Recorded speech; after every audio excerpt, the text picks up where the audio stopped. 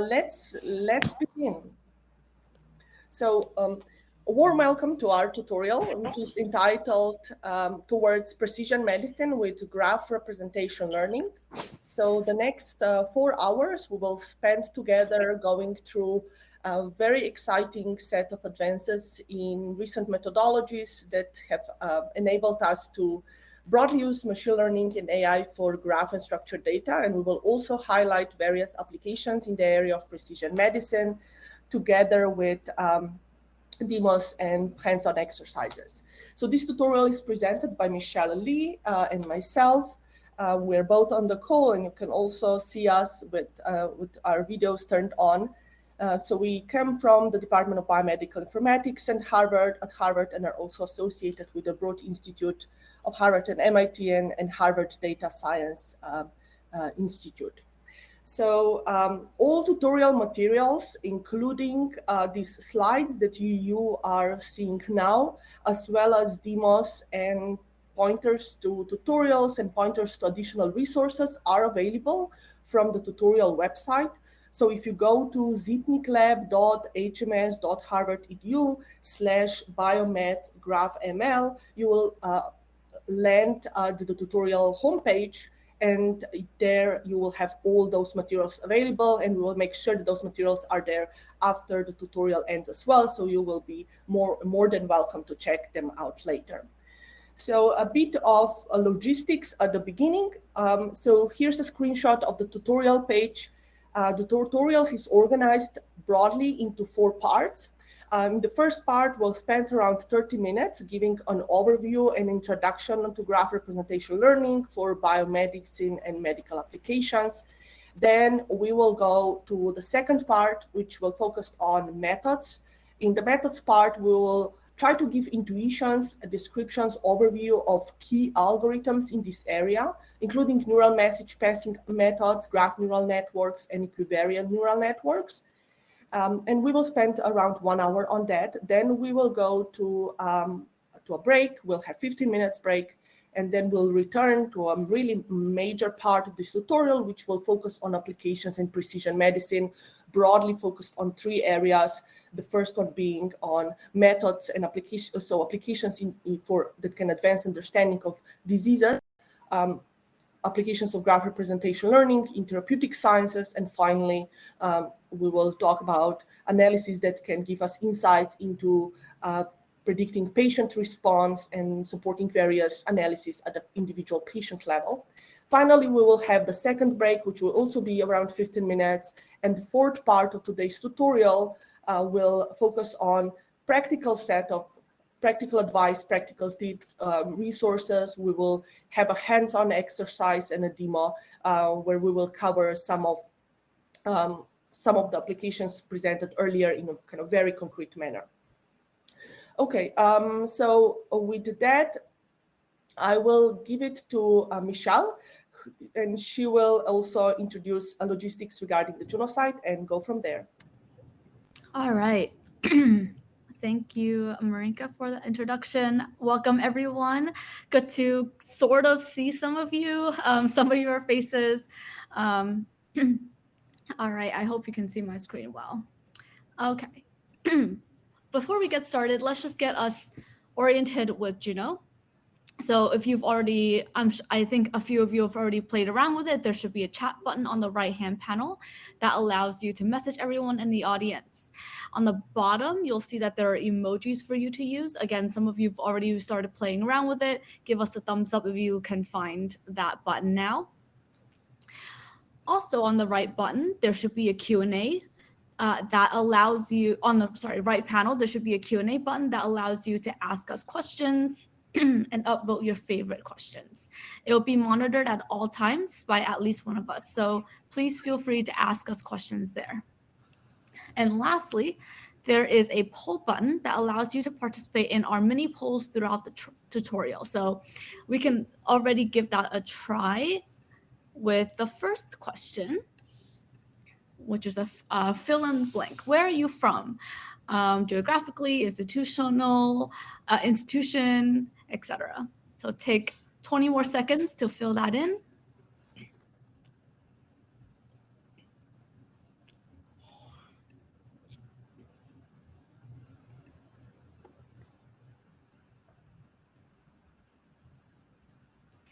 And in a few seconds, you should be able to see results pop up, I hope.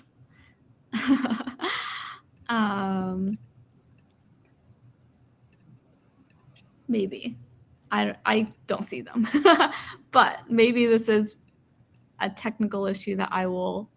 Oh, can't type in polls. I'm seeing in the chat. Interesting. Okay, can we try a different question, perhaps? Maybe this one. Maybe let's try this one. Can we try this one? Oops, I asked the question twice.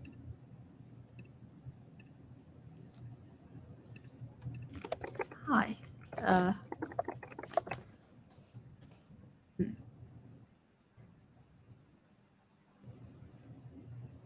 Does that work for you? Can type not sure how submits.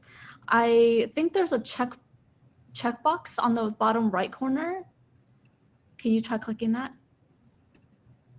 Okay. Marinka, do you see any results?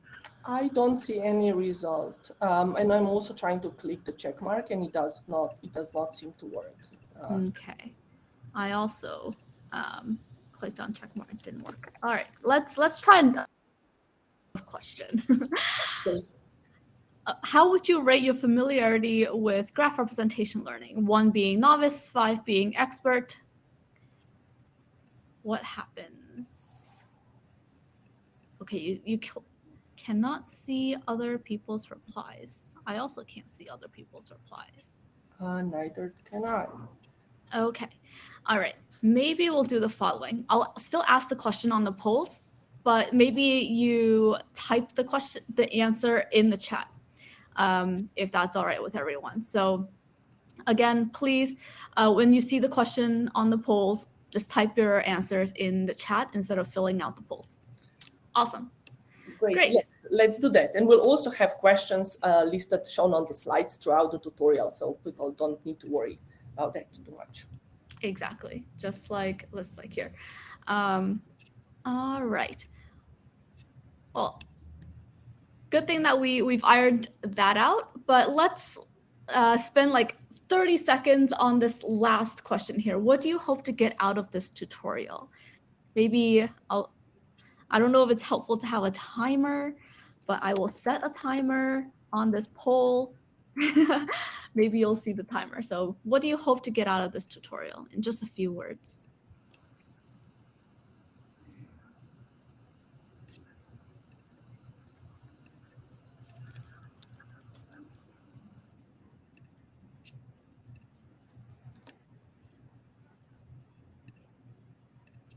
Okay, so we see in the chat window some of the answers coming in is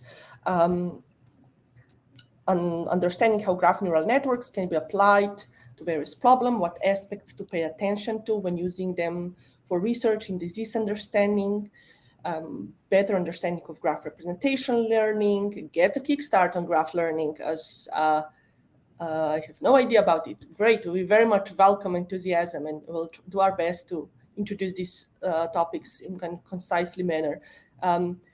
There are attendees interested in patient health groups and patient representation as graphs, know basics of the field, learn about network analysis from DNA RNA sequence, learn about graph representation learning and applications.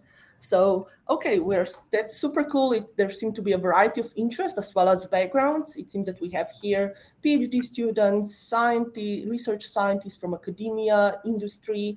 So welcome everyone. We are really excited to have you here. So that's a great start to the tutorial. Awesome. Yeah, thank you everyone for your answers. It's really exciting to see where everyone's coming from. All right, but now let's finally get started with the tutorial now that we are situated with Juno. Okay, so regardless of your expertise, I think we can agree that biology is interconnected. Our proteins interact with each other so that they form a network where the nodes are proteins and edges represent some sort of interaction between them. Non-coding RNA interact with each other as well as with proteins. Drugs target proteins and treat diseases. Drugs can interact with each other to enhance efficacy or lead to adverse events, and lots more. But so what? Why does this matter? This interconnectedness we see in biology is important because the effects of drugs, for example, are not limited to the molecules to which they directly bind in the body. Instead, these effects spread throughout biological networks in which they act. So the effect of a drug on a disease is inherently a network phenomenon. Networks have been used as a general language for describing and modeling complex systems like biology and medicine. And with the help of networks, we've been able to discover some new biology. For instance, using patient networks to identify new disease subtypes with distinct patient survival, simulating a basic eukaryotic cell to reveal mechanisms of cell growth, drug resistance, and synthetic life, and leveraging cross-domain biomedical knowledge to understand the effects of drugs and mechanisms of various diseases. So now you may be wondering how. What is it about networks that allow us to derive these insights? So let's take a look at this small example. And I'm using my mouse, but I hope you can see the cursor on the screen. So we have a network of proteins where each node is a protein and each edge indicates some interaction between the pair of proteins, in this case, a physical interaction. We've noticed that proteins that are close together, that are known to be associated with diseases tend to be closer to each other, in case the red nodes here.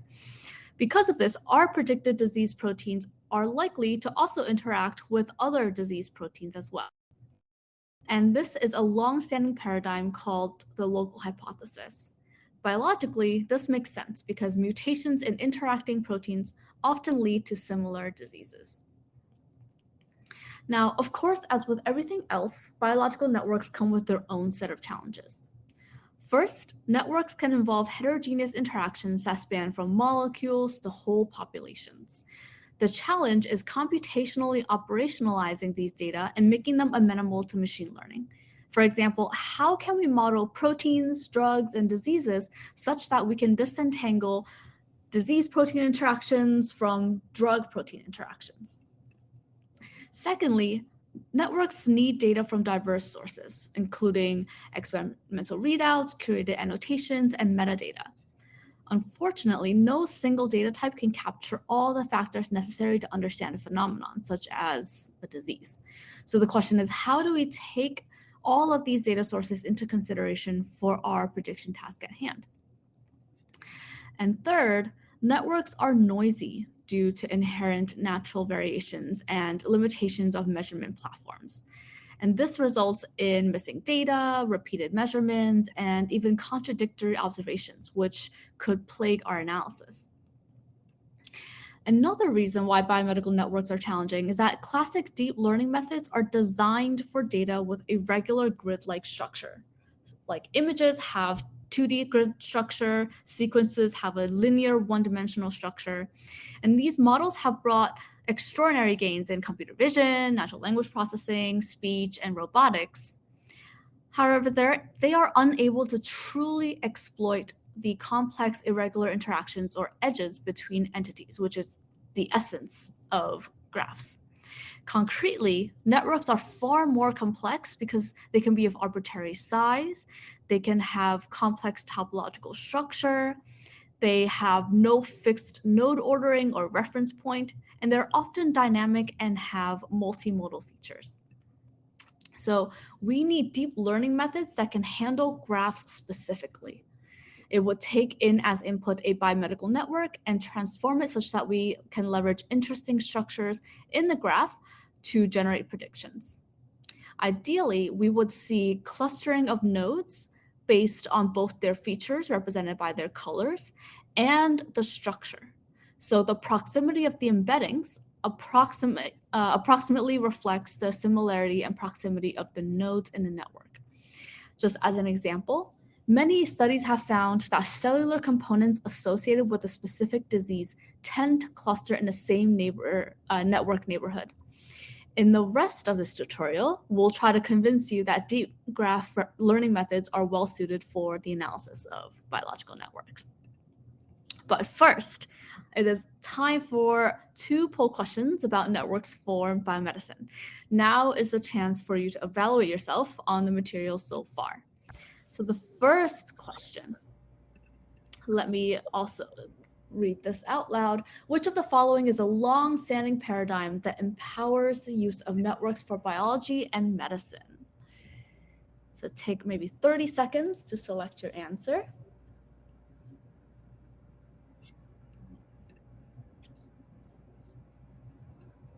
Great. I already see many answers coming into the chat window.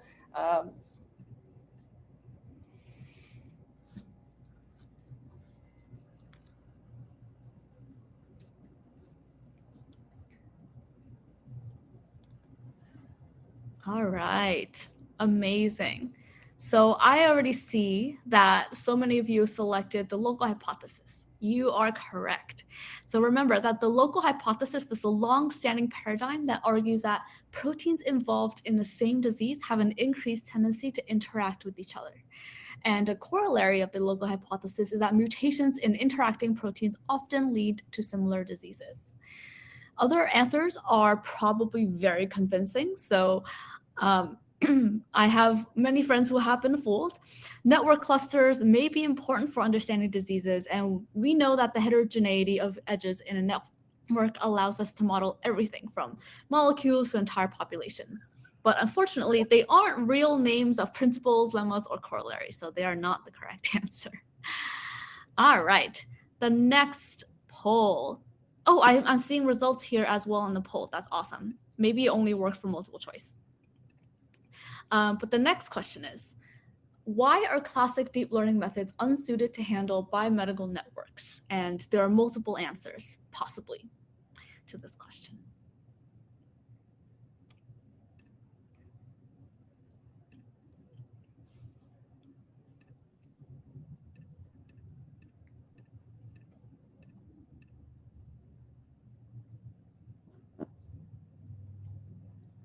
Take a few more seconds. All right. So I think we have some astute members here who decided that all of them are right, maybe a handful of them are right, one of them is right. So the answer is all of them. So congratulations to those who were not tricked by me in the past 2 questions. There are many, many more of these types of poll questions to come, so keep your eye out. But for now, let's move on to our next section. So here's an overview of the topics we'll cover today. And we have... Hello. Allen, מה קורה? Hello. Can you please mute yourself if you are attendee of the tutorial? Okay. All right. All right, so here's an overview of the topics that we'll cover today, and we have 3 great sections. And Marinka's already given an overview, but just to summarize, first, we'll summarize and contrast the major paradigms of graph representation learning. And this includes network diffusion, shallow network embeddings, graph neural networks, and equivariant neural networks.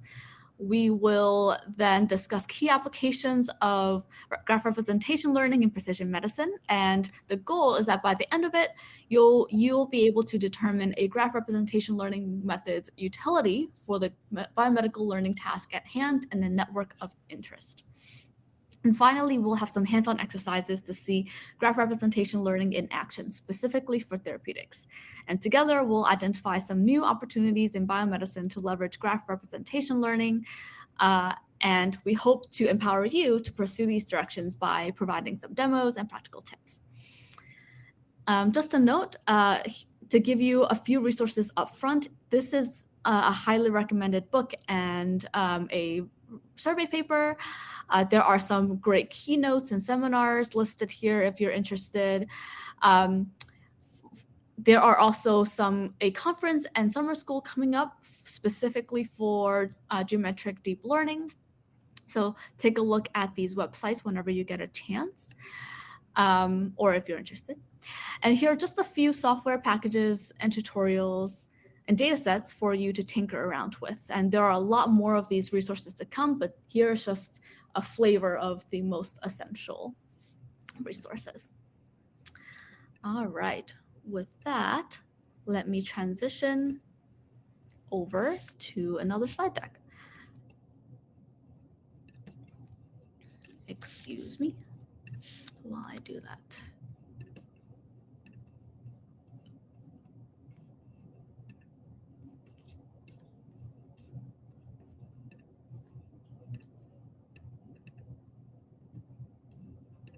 All right, I hope you are seeing my screen again. Okay. All right. Sorry, one second. Okay. All right. Hope you can still see my screen. All right, so now let's move on to talking about the methods. And let's get started from the basics. What are the main graph representation learning tasks? So we have node level classification, where we predict the characteristics of a given node. We have edge level prediction. Excuse me, hold on. Okay. All right, and an example of that is as follows, where we have a network of protein-protein interactions, and we are classifying the function of proteins in that interactome. Next, edge level prediction. Here we are predicting whether or how two nodes are connected. An example of that is predicting which diseases a new molecule might treat. All right, third is subgraph level classification, where we predict how clusters of nodes interact with each other and the rest of the graph. An example of that is identifying disease proteins in the interactome, where you have a protein-protein interaction network, and you are trying to look for modules or a collection of nodes that might be involved in a particular disease. And lastly, we have graph level classification, where we predict the characteristics of whole graphs based on similarity to other graphs. An example of this is designing new small molecule compounds to treat a disease. So we will talk about these in greater detail, but that was just a flavor on the 4 types of prediction tasks that we typically work with for graph representation learning. And the predictive modeling lifecycle typically is as follows. When we have supervised machine learning models, we basically we are trying to engineer a lot of features. We identify which features are important for prediction, which features are not important for predictions. But let's move away from that. Let's try to automatically learn features for our specific downstream prediction task. And one way we can do this, or the general goal of doing this, is to efficiently learn a feature representation or an embedding for each node for some downstream task or for some objective that we care about, such as node level classification, edge level classification, subgraph level classification, graph level classification. And the intuition here of embeddings is we want to map nodes to embeddings such that similar nodes in a graph are embedded close by. So if you take a look at the network on the left, you'll see that the red nodes are in the top right corner of this, between these parentheses. And similarly, in the 2D node embeddings, these red nodes are in the top right corner of the embedding space. But the question is, how do we learn this mapping function F? And this is, and here is a wide spectrum of predominant graph representation learning paradigms. But today we'll only briefly touch on 3 of them. But if you're interested, please feel free to take a look at the review paper linked on the bottom to look at to get a good understanding of all of these different types of graph learning paradigms. But, the 3 graph learning paradigms I'll focus on today are random walks in diffusion, shell network embeddings, graph neural networks, and what's not shown here are equivariant neural networks. But before we move on, let's do some more poll questions so that Sorry, can't hear anything? I'm just seeing.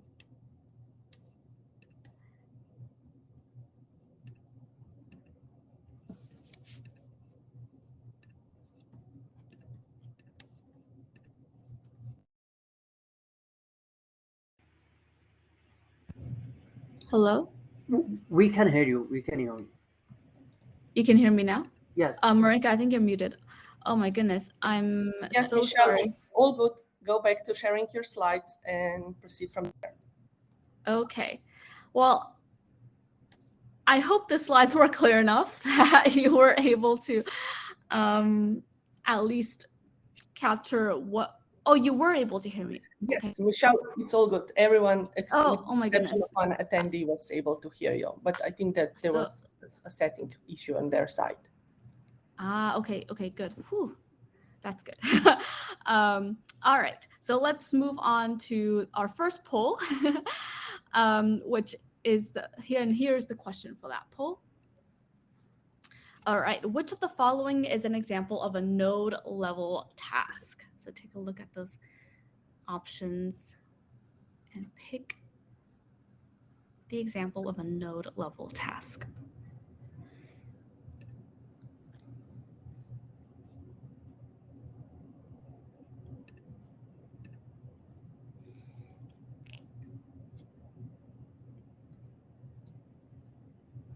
All right, we see a wonderful range of answers, and the correct answer is classifying the proteins in the interactome. So sorry, classifying the functions of proteins interactome. In the first case, actually, before we do that, I have a follow-up question. So maybe before I explain the answers, let me ask the second answer, which is, which of the following is an example of a graph level task? So you first picked the node level task. Now let's pick the graph level task.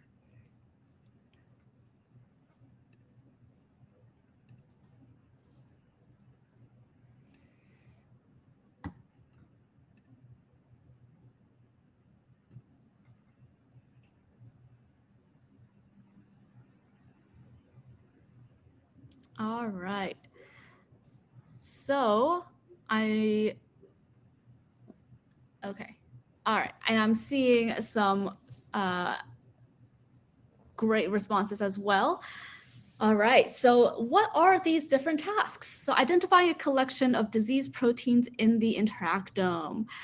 A collection of disease proteins, you can think of a subgraph. So this is actually a subgraph level classification. The second one, predicting which diseases a new molecule might treat.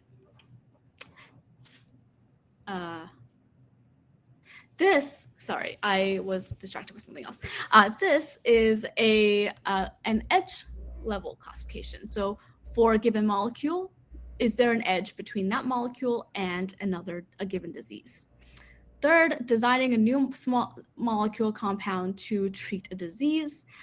That is a graph level classification because you can think of a molecule as a graph. And lastly, classifying the function of proteins in the interactome, which is a node level classification because given a protein-protein interaction network, each node is a protein and you want to classify the function of that protein. And so it is classifying the function of that node level classification. If I can offer another perspective to that, when you are thinking about your own data sets and your own problems, there's always a key question to ask about what defines your graph what are nodes and edges, and based on that, you can decide what is your objective. Is your objective to predict properties of individual nodes? That's a node level task. Properties of pairs of nodes, edges, groups of nodes, or collections of nodes, or entire graphs. And so that's really important to realize what is the task that you are trying to solve, because then it can point you directly to the methods, to the appropriate method to use for that task. Yes. Thank you, Marinka, for that. Okay. All right, so far, are there any questions? This is also, I'm also checking the Q&A in case there are any questions, but I don't see any so far. Please be sure, if at any point you have any areas of confusion, write it in the Q&A. We'll be monitoring that. All right. Okay, for now, no more questions. I'm going to move on to our next section, talking specifically now about random walks and diffusion. So random walks and diffusion are based on the fundamental principle that nodes in a graph influence each other. Diffusion is one way to measure this spread of influences. So a question we may ask is, how much influence does this red target node in the middle have on its 1-hop neighbors, 2-hop neighbors, 3-hop neighbors? And depending on the connectivity patterns for each node, the way a node's influence diffuses throughout the network varies. So the intuition of using random walks is to capture the local connectivity patterns for each node and define how similar nodes are based on these patterns. And a common method to use is the diffusion state distance, or DSD. Essentially, the idea is to simulate random walks from a source node U and count how many times a random walk of length K started at U and visited a destination node V. And at the end, we get a vector for each node that represents its influence on its K-hop neighborhood. So the first element of that vector would be U's influence on node 1. The second element would be U's influence on node 2. And we can calculate whether nodes U and V have similar local connectivity by taking the L1 norm, for example. And here is a concrete example of how random walks and diffusion can be used to identify disease pathways. So we consider a pathway to be a subnetwork of interacting proteins associated with the disease. So the question is, given a list of known disease proteins, can we identify other proteins that could be associated with this disease? So let's first discuss which data set we could use. So we can construct a protein interaction network from many knowledge bases where interactions can include metabolic enzyme coupled interactions, signaling interactions, protein complexes, etc. In total, we'll have about 21,000 protein coding human genes. And we can get protein disease associations between our 21,000 proteins and 519 diseases. And our prediction task will be a multi-label node classification where each node, aka protein, can have 0, 1, or more labels, aka disease associations. All right. So in 2 stages, here is the setup. So we take the protein interaction network and use DSD to compute a vector representation for each node. And for each disease, we fit a logistic regression classifier that predicts disease proteins based on vector representations.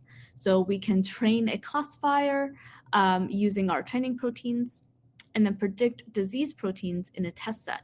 So the output is the probability that a particular protein is associated with that disease. Okay, so that's just an overview of an example in which random walks can be applied. And again, for a poll question. Let me set that up. Poll question. Which of the following describes how random walks can be used to generate representations of nodes?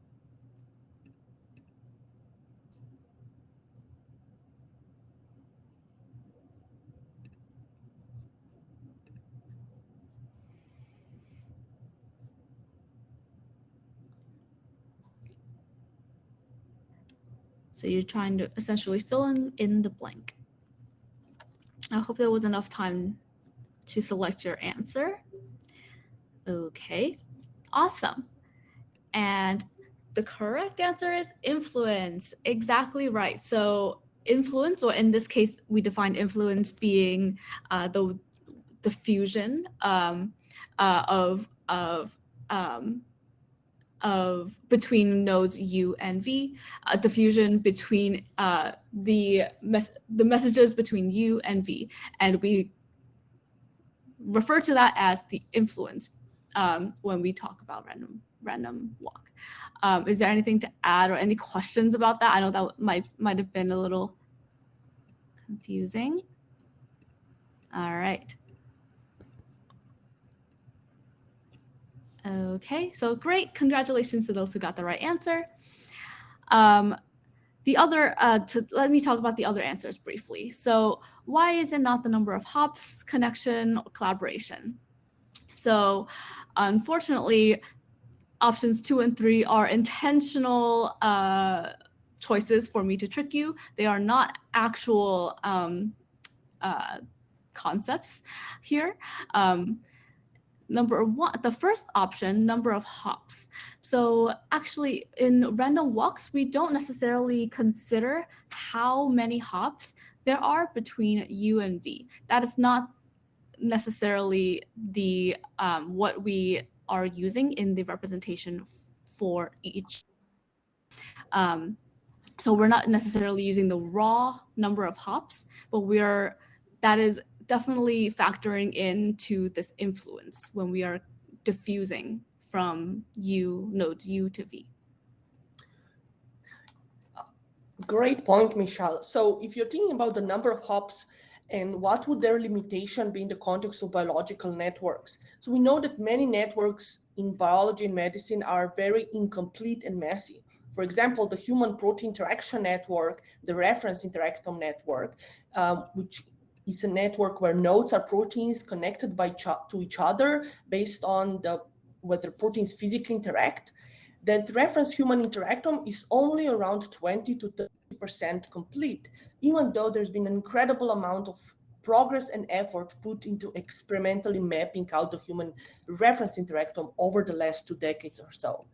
Why am I mentioning that? We're mentioning that because that means that if one would simply quantify the similarity or the embedding of a node by counting the number of hops or calculating the shortest path length between 2 nodes, that would effectively mean that our featurization, our resulting embeddings would be very sensitive to missing data. Just imagine one edge along a path between 2 nodes missing, or just being existing there, but it's incorrect because of random noise or problems in the experimental platform that generated the data. It could bias the resulting embeddings in an unwanted manner. And so the benefit of graph representation learning techniques, such as even the simplest one, the simplest class of them that Michelle has spent the last 10 minutes describing based on random walks and diffusion, are that they are statistical and probabilistic in nature, meaning that they can quantify what is the influence of one node on the other node on the network. And that is measured by characterizing really how often a random walker starting at one node will arrive at some other node, which is essentially effectively saying what the influence of one is with respect to the other. Yes, thank you, Marinka, for that note. There are a couple of questions or comments in the chat window. So one attendee is asking, are there other sampling techniques?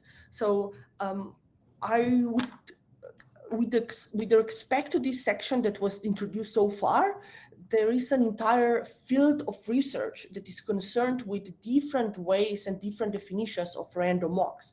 Random walks that Michelle has introduced so far would be characterized as simple, unbiased random walks that also coincide with heat diffusion kernels. There are many alternative ways how random walks can be defined. For example, they can be defined based on higher order network structure, so that a random walker would hop from one node to the other node, not necessarily just following edges, but following some higher order network structure motifs.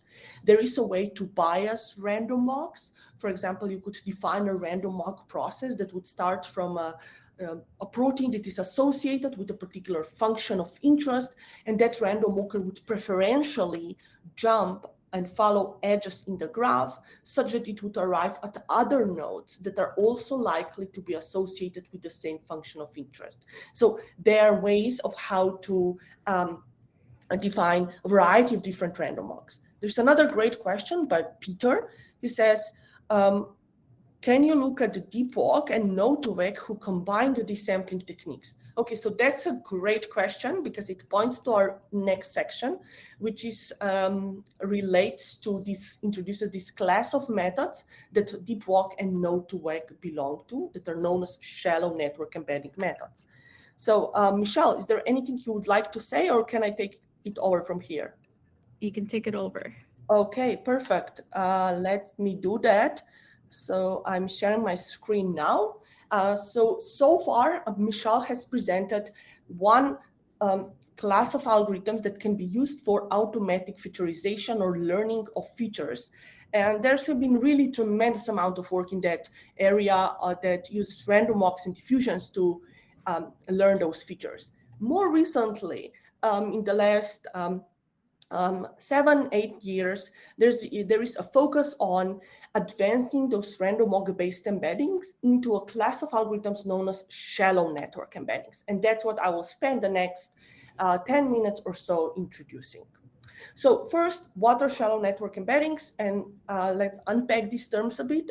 So shallow network embeddings are used to refer to a class of algorithms that generate embeddings, representations, these vectors for nodes, edges, or entire graphs, but they do that in a shallow manner. And shallow here is used to denote and emphasize the contrast between these methods that rely on a single layer of data transformation in contrast to multiple layers of data transformations, such as what graph neural networks do, that we'll discuss later today. So the intuition is the following. So shallow network embedding algorithm is an algorithm that will specify some function f, and that function can will do the following. It will map nodes in the graph to some d-dimensional embeddings, these vectors in the embedding or points in the embedding space, and it does so such that two nodes that have that are similar or to each other according to definition in the graph, they should be embedded close together in the embedding space. So their embedding vectors should be represented by points in the embedding space, shown in the right part of the slide, that are close together in the embedding space. So in the next few slides, we can assume the following setup. Let's assume that we have as input some graph G. So a graph G is defined by a set of nodes and vertices, which we will denote as V, and an adjacency matrix. We'll assume a simple binary adjacency matrix, which is a matrix of n by rows by n columns. N is the number of vertices, and it's simply binary, meaning that there we have 0 values indicate there's no edge between two nodes, and ones in that matrix, in adjacency matrix, indicate their two nodes are connected by an edge. We assume that the only thing we have is really this graph structure. We don't have any node features or extra information because most of shallow network embeddings cannot consider that. Graph neural networks can. We'll get to that later. Okay, so shallow network embeddings methods have the following overall goal. So the idea is really that, well, can we go from this input combinatorial graph structure space to an embedding space, and can we optimize that embedding space in such a way that similarity in the embedding space will reflect, it will approximate similarity between nodes in the input graph. So most shallow network embedding methods have 3 stages that they proceed into. So stage number 1 is the following. In stage number 1, we specify a given pair of nodes U and V in our input graph G, and we define a function f that will map these two nodes U and V into an embedding space. And that function f returns to embedding vectors of U and V, which we denote as H sub U and H sub V. Now, given our goal, we want our function f to behave in such a manner that function f will do this mapping in a way to preserve similarities in the input graph. So what that means is that we need to define or think about a particular network similarity that we want to capture, which we denote as f sub n, that quantifies how similar f sub n tell us for a given pair of nodes, U and V, how similar they are to each other in the input graph. And then we will want to say that, well, in the embedding space, we want that the similarity between embedding vectors of the relevant corresponding nodes, H sub U and H sub V, would also be similar in the same, would also have the same similarity rate. And so the second stage of shallow network embedding methods is that once we have the defined similarity in the input graph and the kind of similarity we want to capture in the embedding space, we can define an optimization task. That optimization task is described through a loss function L that essentially says we want to preserve, we want to learn these embeddings H sub U, H sub V, such that they preserve distances in the regional graph. And shallow network embedding methods then proceed by optimizing that loss function. So a variety of algorithms can be casted as through these three stages, including popular node-to-wake and deep walk that were mentioned in one of the questions by the participants. So in summary, why are shallow network embedding methods called shallow? They are called shallow because they perform this transformation F from the input graph space to the embedding space through a single one layer of data transformation. So they don't have multiple non-linear layers that would be stacked together. And so in that sense, they essentially are shallow embedding methods. That means that their expressive power is somewhat limited. They can be thought of as performing embedding lookup or having a single hidden layer that will map node U to an embedding vector H sub U via this function f, and that function f is the result of the optimization process. There are some limitations to network embedding methods. One is that really these network embedding methods have lots of parameters that they need to learn. In particular, they just learn directly as a lookup table embedding for each and every node in the graph, which means that essentially the number of trainable parameters is equal to the number of nodes in the graph, so the size of the vertex set, and there are no sharing of parameters between the nodes. Another important limitation is that what we call in the literature, using a technical term of transductive embeddings, shallow methods are inherently transductive. What does that mean? So that means that when you have, they can only generate embeddings for nodes that are already in the input graph at the time when you trained your model. So they cannot generate embeddings for nodes that are added to the graph later or for nodes that are not seen during the training process. That's in sharp contrast with graph neural networks, equivariant neural networks that are inherently inductive. So whenever you think you work on a problem or application where nodes might be added to your model later after the model is fully trained, we would highly suggest that you rely on an inductive approach. Finally, another important limitation of shallow network embeddings is that they are not designed specifically to incorporate node features. If you remember 2 slides ago, our setup for this class of methods was such that they work on essentially simple graphs that have defined by a set of nodes and edges. They are limited in how flexible they are to consider additional node features. An example of node features could be, imagine in the protein interaction network, node features would be features, descriptors of proteins that are nodes in that network that might represent gene expression values of the underlying genes or some functional information of proteins that you might want to consider during the process of learning. And shallow network embeddings cannot do that without by design, without kind of tricks or ad hoc techniques. Here's just a quick application of how using shallow network embeddings for the problem of protein interaction prediction. So in this simple task defined here, imagine we have our network G, which is the human PPI network. Nodes are human proteins. Edges are experimentally validated physical contacts between proteins. The graph representation learning task here is link prediction given to proteins. We want to have a model that will be able to predict what is the probability that the two endpoints, two proteins, interact with each other. Okay, so how would we solve this task using a shallow network embedding method? We'll proceed the following. We would take for a given query that the user would ask about two proteins, two nodes U and V. Given nodes U and V, we would define a function that would take an embeddings for those two nodes U and V, and it would combine those two embeddings to arrive at a single scalar or a score indicated probability that those two nodes U and V are connected by an edge in the graph.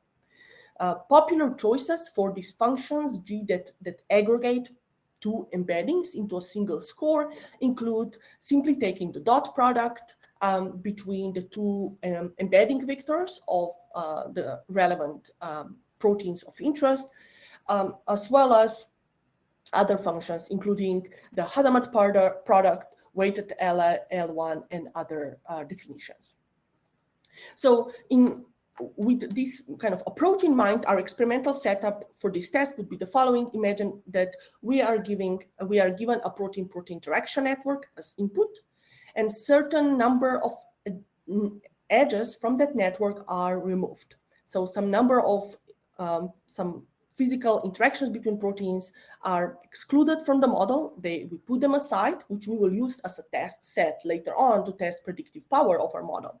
So imagine we will remove about 50% of edges, and we would hide them, and we would use them to form a test data set.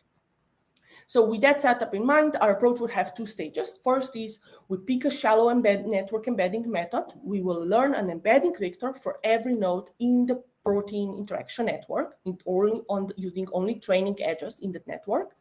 And once that process is done, we will take our embedder and we will use it to predict a score for every pair of proteins that are in the test set. And we will predict that scores by taking the corresponding embedding vectors and aggregating those two embedding vectors into a single scalar between 0 and 1, indicating predicted probability of an in-physical interaction. So that's how a shallow network embedding method can be used to address the problem of interaction prediction in proteins. So let's proceed with a poll question about shallow network embeddings. So I will ask Michelle perhaps to help me select that question. Yep. And we also have a question in the Q&A. Okay. Let's go with the poll question first. Okay. So poll question is, which of the following are true about shallow network embeddings? And let's see what you think are the right answers. There might be many.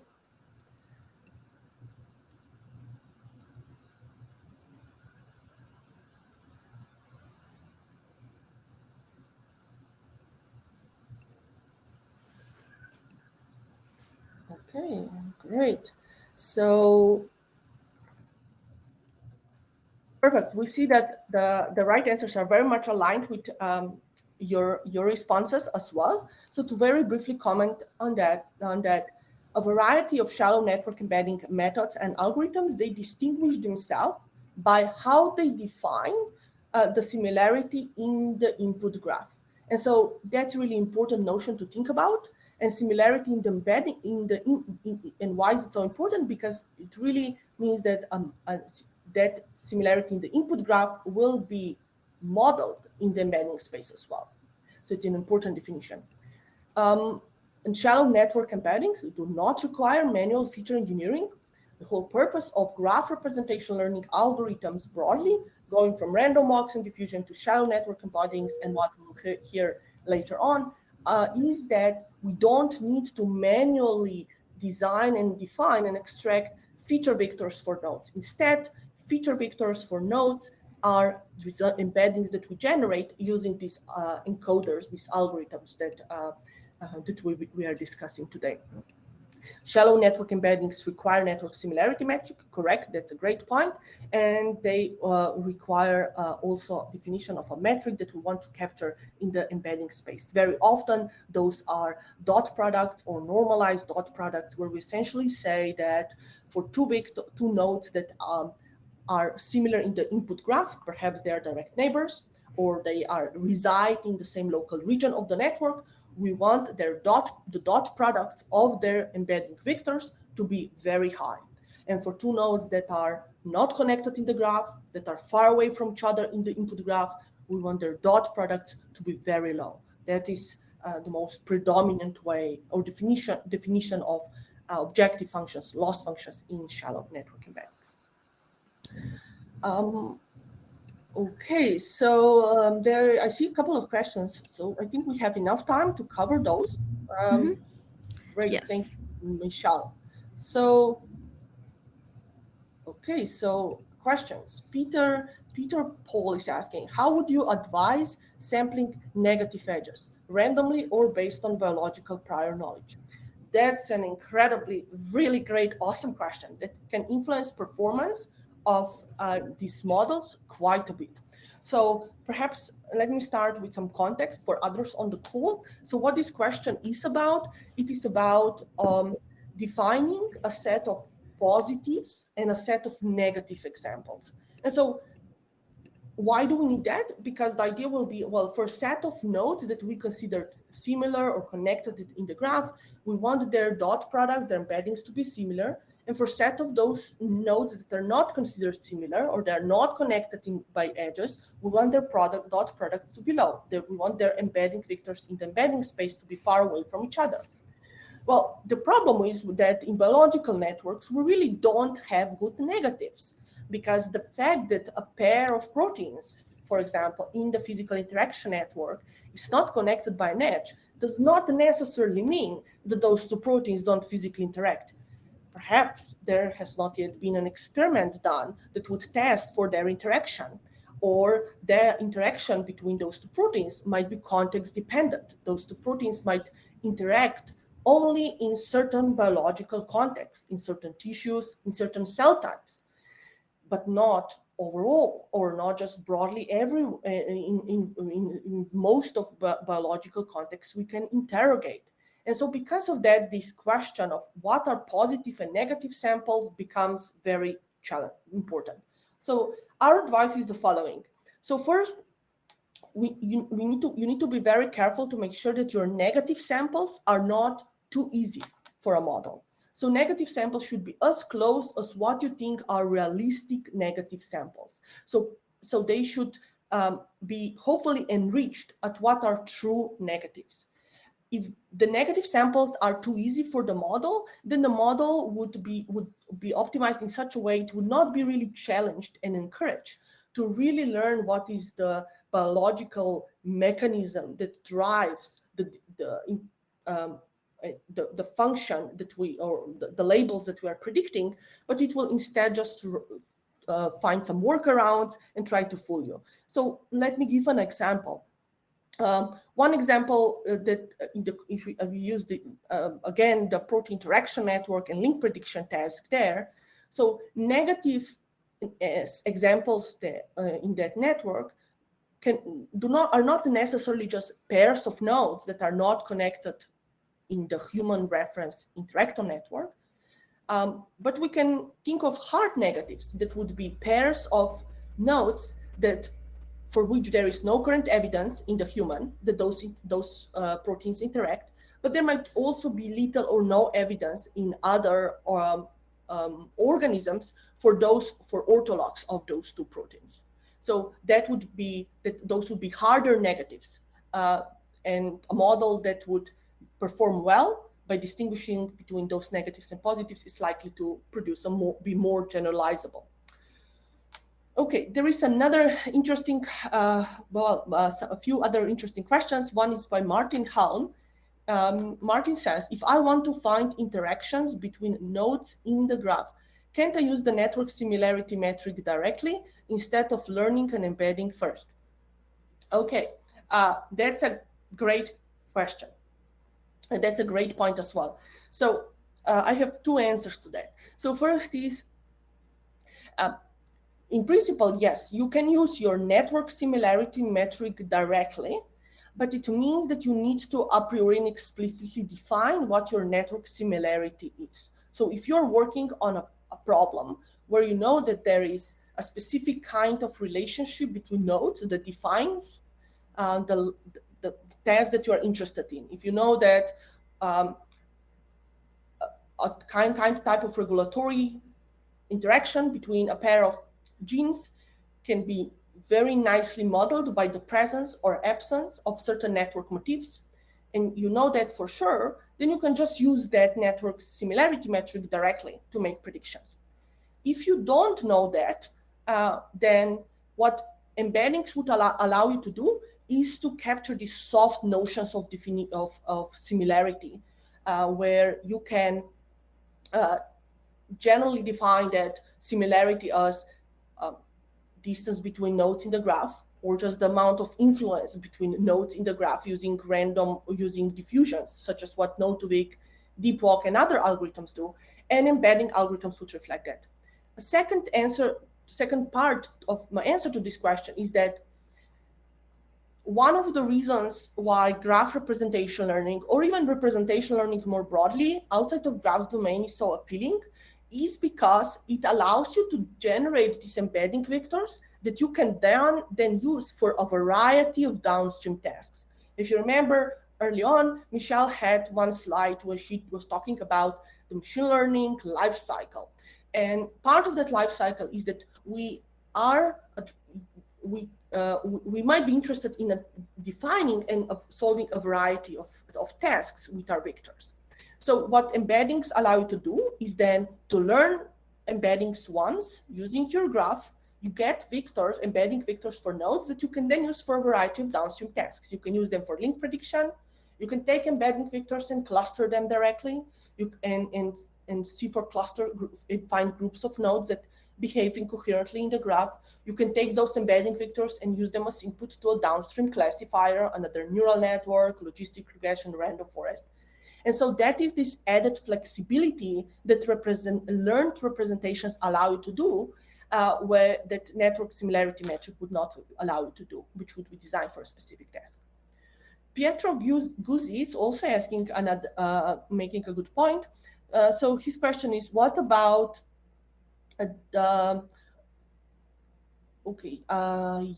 would assume that's yeast. What about negatome database for negative sampling in PPI? Yeah, I think that's a very great suggestion. Thank you so much, Pietro. So there are typically very few resources in biology that really include reporting of results that can serve as good negative examples. So if we know that, if we have such information and knowledge available, that's always good to use to define what negative samples are. Okay, great. I think we exhausted our list of questions. Yes. So that I'll return the baton to you, Michelle, and go ahead. Awesome. Great. Okay, so wonderful. We have learned a ton about shallow network embeddings, which are generated from a single hidden layer that maps a node to an embedding using some function. And this method is indeed more flexible than the random walks and diffusion method, but there's no sharing of parameters between nodes. So we can't generate embeddings for nodes that are not seen during training. The method also doesn't incorporate node features, but many graphs have features that we can and should leverage. So let's move on then to learn about graph neural networks, one of the more prevalent graph representation learning methods today. So while shallow network embeddings are generated from a single hidden layer of transformation, graph neural networks have multiple layers of nonlinear transformation. Currently, most graph neural network models have a somewhat universal architecture in common. You may have heard them used interchangeably with graph convolutional networks or graph convolutional neural networks. But before we go into what graph convolutional networks are, let's start with regular convolutional networks. So convolutional networks are typically used on images. The idea is that you use filters to learn its features. For example, in a single convolutional network with a 3x3 filter, you're aggregating information in that 3x3 region of the image into a single value saved at the top left corner of the green matrix. And this is often done by taking an average. Then you would repeat on the next 3x3 region until you filled up the whole 5x5 green matrix. This idea of transforming information or messages from neighbors and then combining them is fundamental to convolutional networks. And so, of course, they apply to graph convolutional networks too. But then what if you have graphs that look like this?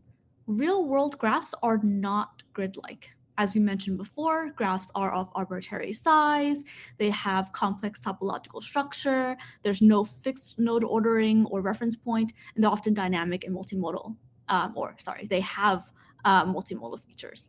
So how do we address these issues? A naive approach would be to concatenate the adjacency matrix with the feature matrix, and then feeding it into a deep neural network. But this gives us O of n parameters, where n is the number of nodes, and it's not applicable to graphs of different sizes and not invariant to node ordering. So this brings us to graph neural networks. Remember back to when we were talking about random walks and diffusion, specifically the idea of a node's influence spreading throughout the network. Now remember what we just talked about with convolutional networks, where we look to the node's neighbors for information and then combine them to represent the node of interest, or the node of interest. We're going to combine these two key ideas. Intuitively, we will define each node's neighborhood as a computational graph and then generate node embeddings based on these local network neighborhoods. For example, we have a target node A in yellow that we want to learn the embedding of. Node A has 3 neighbors, B, C, and D. B has neighbors A and C. C has neighbors A, B, E, and F, and D has neighbor A. These boxes are neural networks, and there are 3 layers, where layer 0 is the node features X. Layer 1 is the next layer that aggregates feature information to target A's one-hop neighbor. Layer 2 is the final layer that aggregates the aggregated information from layer 1 into our target node A. But these layers can be actually of arbitrary depth. So now you may be wondering, what do I mean by aggregating information? How would I do this? A basic neighborhood aggregation approach is simply taking the average of the neighbor's embeddings or feature information. So here's what this looks like mathematically. H0 is the 0th layer, aka the node features. HK is the kth layer, and and the red box is highlighting taking the average of the neighbor's embeddings from the previous layer. And HK-1 is the embeddings from the previous layer. Sigma is a nonlinear activation function, such as ReLU. And finally, Z sub V is the embedding after K layers of neighborhood aggregation. And we can then feed these resulting embeddings into any loss function and then run stochastic gradient descent to train the weight weight parameters in blue. Now let's refine our understanding of graph neural networks through an application. Our task now is to prioritize drug combinations. As I'm sure you're aware, identifying effective and safe drug combinations is a major computational and experimental challenge. There are over 13 million possible combinations of 2 drugs, over 20 billion combinations of 3 drugs, and so on. To further complicate things, their effects are not necessarily linear or additive. Their side effects are also interdependent, and of course, there's no information on drug combinations that have not yet been used on patients. Okay, so this is the network we're working with today. We have nodes representing drugs and proteins. Edges between proteins indicate some sort of physical interaction. Edges between a drug and a protein indicate a drug-target relationship. Edges between drugs indicate some sort of side effect. For example, R sub 1 is gastrointestinal bleeding. So for our network, we can get drug-drug edges from patient data recorded by the FDA. There are lots of databases with drug protein information, such as Drug Bank, and we're very familiar by now with how we can get protein-protein edges. And in total, we have a multimodal network with over 5 million edges separated into 1,000 different edge types. So in brief, our experimental setup is as follows. We learn an embedding for every node in the polypharmacy network. Then we use link prediction to predict the probability of 2 drugs interacting and what side effect, the probability of a drug targeting a protein, and a probability of a protein interacting with another protein. An example question we could ask is, how likely will simvastatin and ciprofloxacin, when taken together, break down muscular tissue? All right. And now, time for another poll question, which I will put up now. Which of the following are false about graph neural networks? Many answers may apply.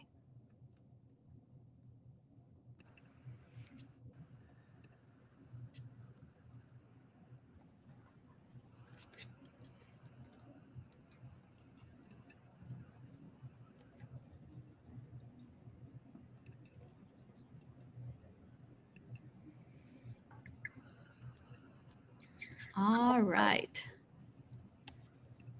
So revealing the answers, it seems that your choices reflect the correct answers, which is very exciting. As we mentioned earlier, being invariant to node ordering is very important, as well as being applicable to graphs of different sizes. And these are 2 of the things that make graph neural networks really powerful and unique to operate on graphs. Okay. Okay, great. Thank you, Michelle. Oops. I'll take it away now. Before then, there is one question by Peter in the Q&A, and I think it's a good one. It also relates to the poll question that was asked, and we can clarify it a bit more. So Peter asks, what do you mean by not invariant to node ordering? How can the order in which you input them into deep learning network influence their embedding? So that's a great question because it goes to the core of graph neural networks. The reason why graph neural networks were primarily designed is because they can make sure that the resulting embeddings are not influenced by the ordering of nodes that go into the input graph, by the ordering of neighbors of a given node. Absolutely, we would not want our network embeddings to be indicative of the ordering of neighbors of a given node, because that does not carry any particular meaning in the context of graphs. There is no notion, as if you think of a node U, there is no real notion we can think of a node to the left and node to the right. There is just node U and a set of its neighbors. And this is in sharp contrast with other classes of neural networks, for example, convolutional neural networks or recurrent neural networks, and other data types, such as images and language, where that kind of ordering of tokens or inputs makes sense. In the context of convolutional neural network, you know, if you're currently convolving over one particular pixel in an image, we have a definition of pixel to the left, to the right, up, down of that current pixel, but that does not exist in the context of graphs. And so that is kind of fundamentally why you would not want to simply take your graph and use it as input to a convolutional neural network. That is what has motivated the development and the successes of graph neural networks and deep representation learning for graphs, because they have this desired property that can generate embeddings that are invariant, that are not sensitive to the kind of properties that don't carry any particular meaning in the input data, such as ordering of nodes in the graph. Okay, so great. Let me proceed by sharing my screen, and we will look at another, I think, very exciting class of algorithms that has been underlined several breakthroughs in recent 2 years actually, and so it's a particularly exciting subclass of graph neural networks. And so those are subclass of graph neural networks that we'll be covering in the next 15 minutes or so are referred to as equivariant neural networks. So we will explain exactly what these terms mean and what the intuitions are, so bear with us. To motivate this class of algorithms, I'll be using the question of molecular graphs and applications to molecular graphs and their representations. So molecular graphs, those are graphs where nodes would be, nodes are atoms, and edges between atoms indicate different kinds of bonds between atoms. So those class of graph structures are often referred to as molecular graphs in the literature. Molecular graphs and their structures in the form of their three-dimensional structures given as XYZ coordinates. As you can imagine, they are fundamental features in molecules. And being able to model the structure of those graphs, as well as the connectivity and the bonds between atoms, is really important for a variety of tasks involving molecules. So a very classic approach in tackling molecular graphs that has decades of research supported in chemoinformatics field is to take molecular graphs and somehow be very clever about them, convert them into molecular descriptors or some other kinds of representations. A very prominent class of molecular descriptors are known as fingerprints. For example, Morgan fingerprints is a kind of algorithm that allows you to take as input a particular molecular graph structure, which is shown here in the slide, and then use it to derive a binary vector that is a hash vector that indicates the presence or absence of certain substructures, certain functional groups in that molecular graph. And that descriptor can then be used for various downstream tasks and predictions involving those molecules. So first we will ask, well, why is that? Why can we not work with the input molecular graphs directly with previous methods, and how equivariant neural networks allow us to address this question? So I will give just a very concrete illustrative example to answer this question. So in this example, let's assume that we have a particular molecule. So we have a butane molecule, and our interest is that we want to predict its potential energy of this molecule based on its position. So one way how to go about it without using any graph representation learning at all, we could say, well, we could train a linear model, an E hat, that would predict that energy. So imagine training a linear model E that takes as input a matrix X, which would be a matrix of 14 times 3, which to represent 14 atoms in the molecule, and for every atom we have 3 coordinates, X, Y, and Z of that atom in the 3-dimensional space.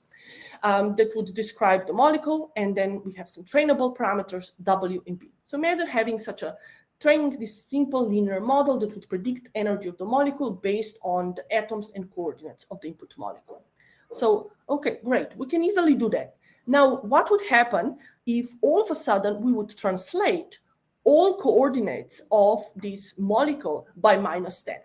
So if you simply use the formula of our model, that means that, well, our model would not make the same prediction anymore. That linear model would now make prediction that would be equal to x plus b, that bias parameter that was trained in the linear model, minus 10 times W, which is our matrix of weight. So what that means is that, well, the prediction of the model would change, but this model should be indicative of the energy that the molecule has. So we know that the energy should actually, in fact, not change if we simply translate all the coordinates equally. The molecule has not changed in its conformations. But however, this simple linear regression model would change in its prediction, and that's a problem. So this is a clear example of how we would accidentally make our model sensitive to the origin of our coordinate system, which does not agree with any physical reality of this particular task. So that indicates that, well, training a linear model, which would be actually sensitive to this kind of translation, is not a good idea, because the model would change when we translate the coordinates, but actually that's not what we want. So that's a problem with previous methods. Consider another example from our molecule. So what would happen if we take our molecule and we would swap the order of some of the atoms in our input matrix X that represent the matrix of atoms in the molecule and their coordinates? Well, if you would simply swap the order of the atoms, we would not expect our prediction should not change, because that would still be the same molecule, and there's no such thing as left or right side of our molecule. So it should not matter, actually. However, in this linear model, changing the order of X would actually change the weights that are multiplied, and thus it would change the predicted energy. And so that would mean that a linear model if it changes when we reorder the inputs, it is permutationally variant. And it is so, even though we know from our knowledge of chemistry that this should not matter. Prediction made by the model should not be influenced by the ordering of atoms in our X matrix. And so that is an example of how we accidentally made the simple linear model sensitive to the ordering of the atoms, which we don't want to do. So the takeaway message here is, in this illustrative example, when we wanted to define a model that can predict potential energy of molecules based on their position, we would want our molecules such that they are not sensitive to translation or rotation of molecular coordinates, meaning that those kind of models should be invariant to permutations and invariant to translations. And so the methods presented so far in this tutorial, graph neural networks in particular, can process the data in such a way that they produce embeddings of molecular graphs that are invariant to node and edge permutations. In the case of molecular graphs, that would be that mean that resulting embeddings are invariant to the ordering of atoms in the molecule, which is actually what we would want. So in the next few minutes, we will talk about a subclass of neural networks that process the data in a different way, and such in a way that it's sensitive to some type of transformations. And so those are referred to as equivariant neural networks. Equivariance is a term, it's a technical term, but that I'd like to explain. And what it means, it's the opposite of invariance. A model that is permutation equivariant means that if in the input we rearrange the order, we change the permutation, the output will change in the exact same way. And so if that is the case, we would think of our model be permutationally equivariant. If we different kinds of equivariance is translational equivariance, which would mean that if we translate the input to a neural network, we translate coordinates of molecules, then the output would be translated in a similar way. So if a model has this property, we call it that the model is translationally equivariant. Here's one example of a type of equivariance which we call rotational equivariance. So in this example, what we are showing is a graph neural network that is here summarized by phi. And so this graph neural network is equivariant to rotation. What does that mean? It means that rotation of input feature will result in equivalent rotation of output. So imagine I take as output my graph, shown in the top left corner. This graph has 4 nodes, x1, x2, x3, and x4. For each of those 2 nodes, I might have some node features that are represented here by these blue distributions. And so if I take that molecular graph represented by this simple graph of 4 atoms and bonds between them, and I pass it through a graph neural network, I get the resulting prediction shown in the top, in the second row. Now I can take the resulting prediction and rotate the output, the resulting prediction, and I get the same result if I would first rotate the input molecule and pass it through a neural network, phi.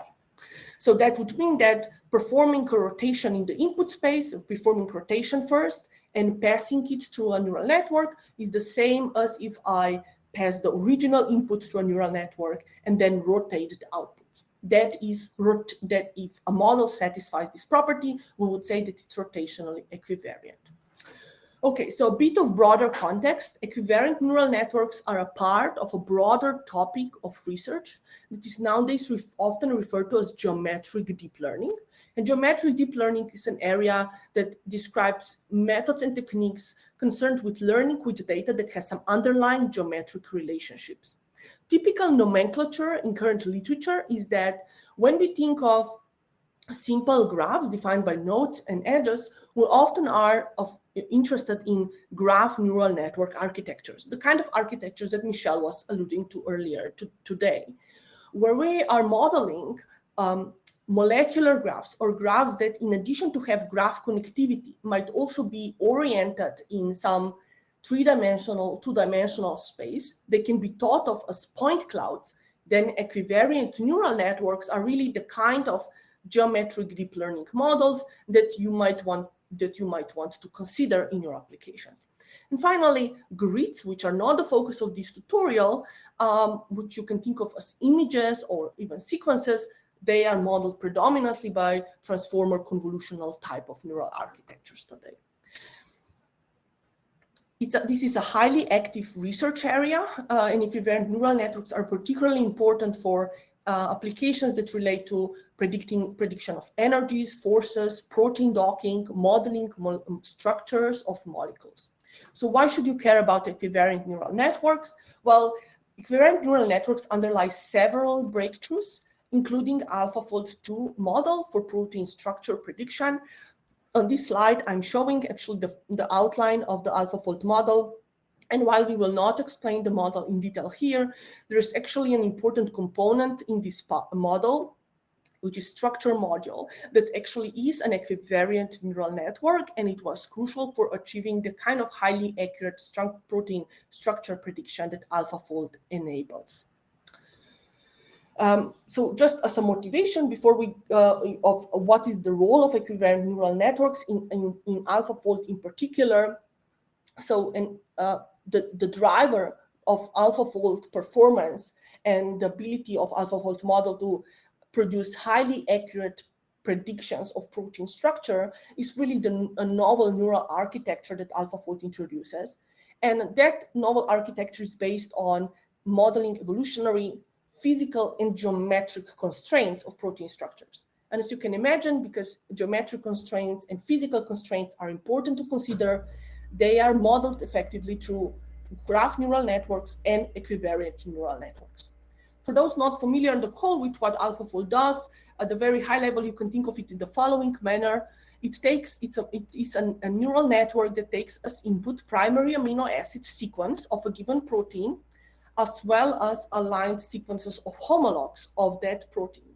So taking that data as input, it will pass it through the AlphaFold architecture to produce a three-dimensional structure of a protein, meaning that it would predict three-dimensional coordinates of all heavy atoms in the protein of interest. And so that is achieved through this particular architecture shown in the slide, where the structure module in the AlphaFold network is an actual equivariant neural network that introduces an explicit 3D structure in the form of rotation and translation of every residue and every heavy protein atom in the protein.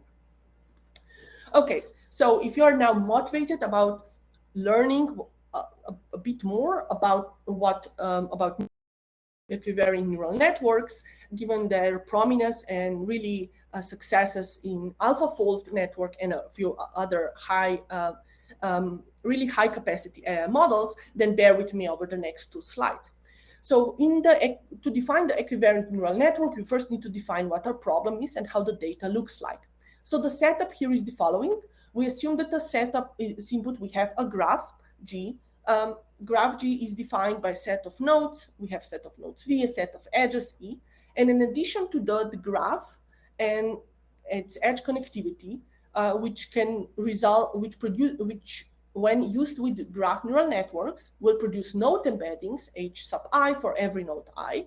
We also have here an n-dimensional coordinate associated with each node. In the context of proteins, think of every node in the graph representing an atom, and for atom, we would know its three-dimensional coordinate.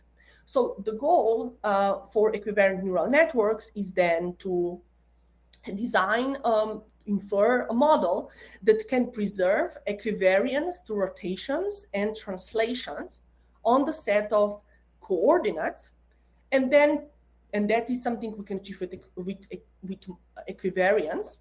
And then we want also to have the model that will preserve equivariance to permutations in the same way as GNNs can do. So the approach to that is a model that we are describing here. It's called eGNN, which is equivariant graph neural network. Equivariant graph neural network is a kind of graph neural network that has this unique property of equivariance to rotations and translations. The same as graph neural network, it has multiple neural layers, and every layer, for example, layer L, is an equivariant graph convolutional layer. That layer takes as input a set of current node embeddings that are returned by a regular GNN, a set of coordinate embeddings that are embeddings of these three-dimensional coordinates, and edge connectivity, edge information in the input graph. And it will take that as input and transform it in a nonlinear manner through definition of this layer to produce an updated set of node embeddings and an updated set of coordinate embeddings. So very concisely, it means that this equivariant graph convolutional layer, EGCL, here takes as input has these three types of inputs that it will define a convolution over in an equivariant manner to produce an updated set of embeddings. And so the main difference with the original GNN that Michelle has been describing just before is actually in the first two formulas shown on this particular slide. And so these first two formulas, what define is they define how do we aggregate information about individual coordinates. So in the equivariant graph convolutional layer, this is done by aggregating coordinates according to the relative squared distance between two coordinates in the three-dimensional space. So intuitively, what that means is that for two atoms that are physically in the three-dimensional space, more close together to each other, their coordinate embeddings will be influenced more by each other than for two atoms whose coordinates in the three-dimensional space are far away from each other.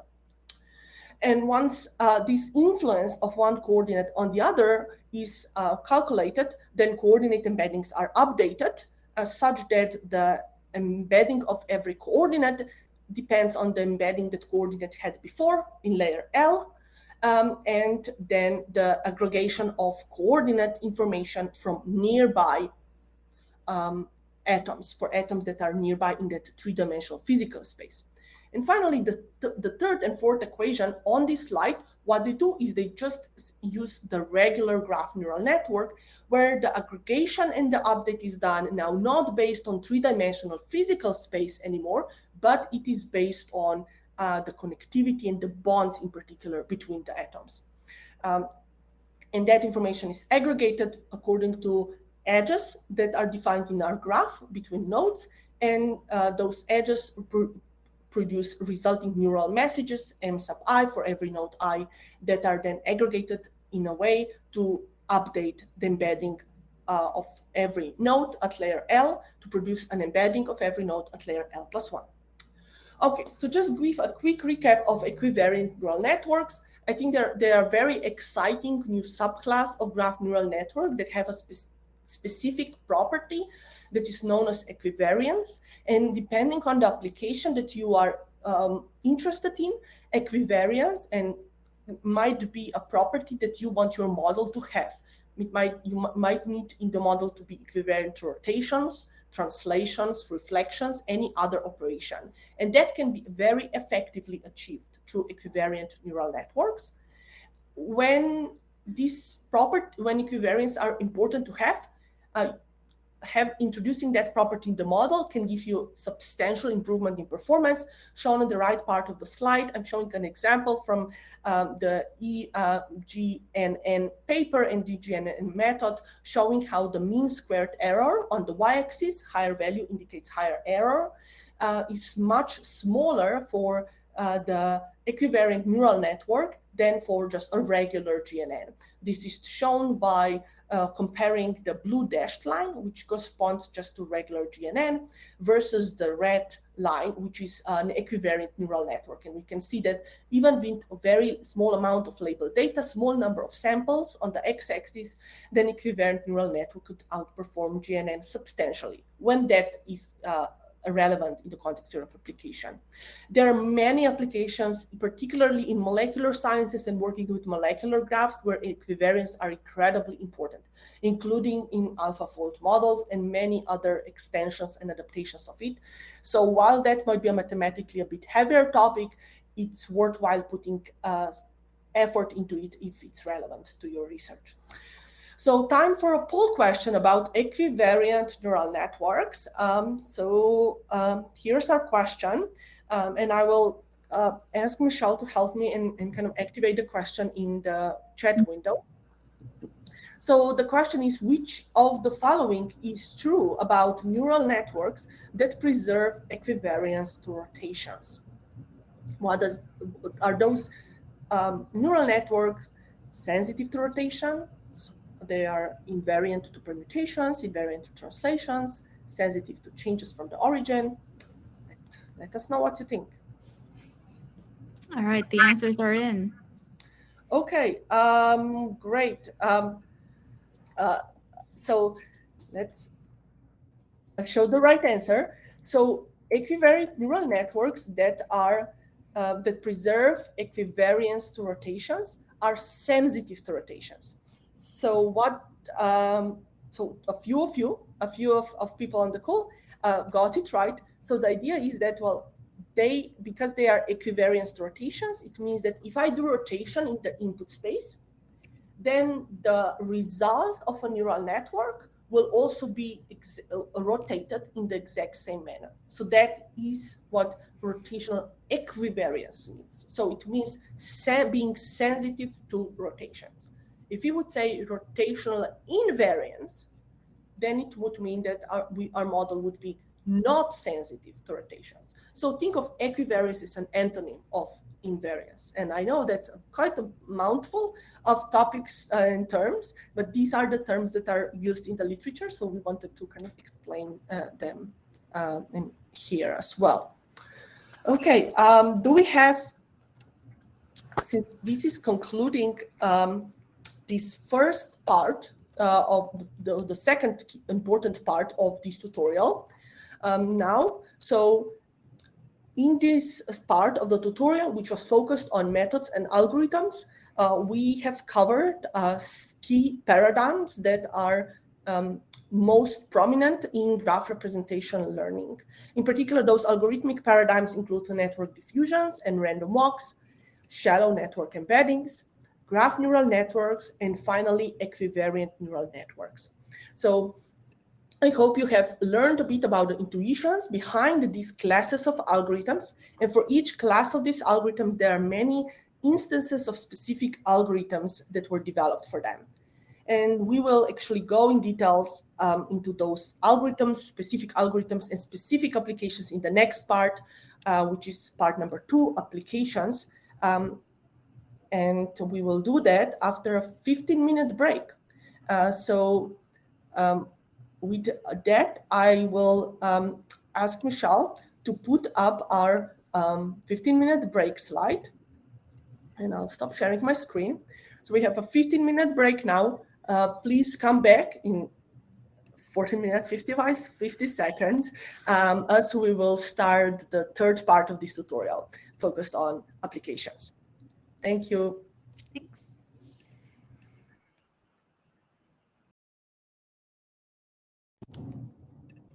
All right, everyone, welcome back.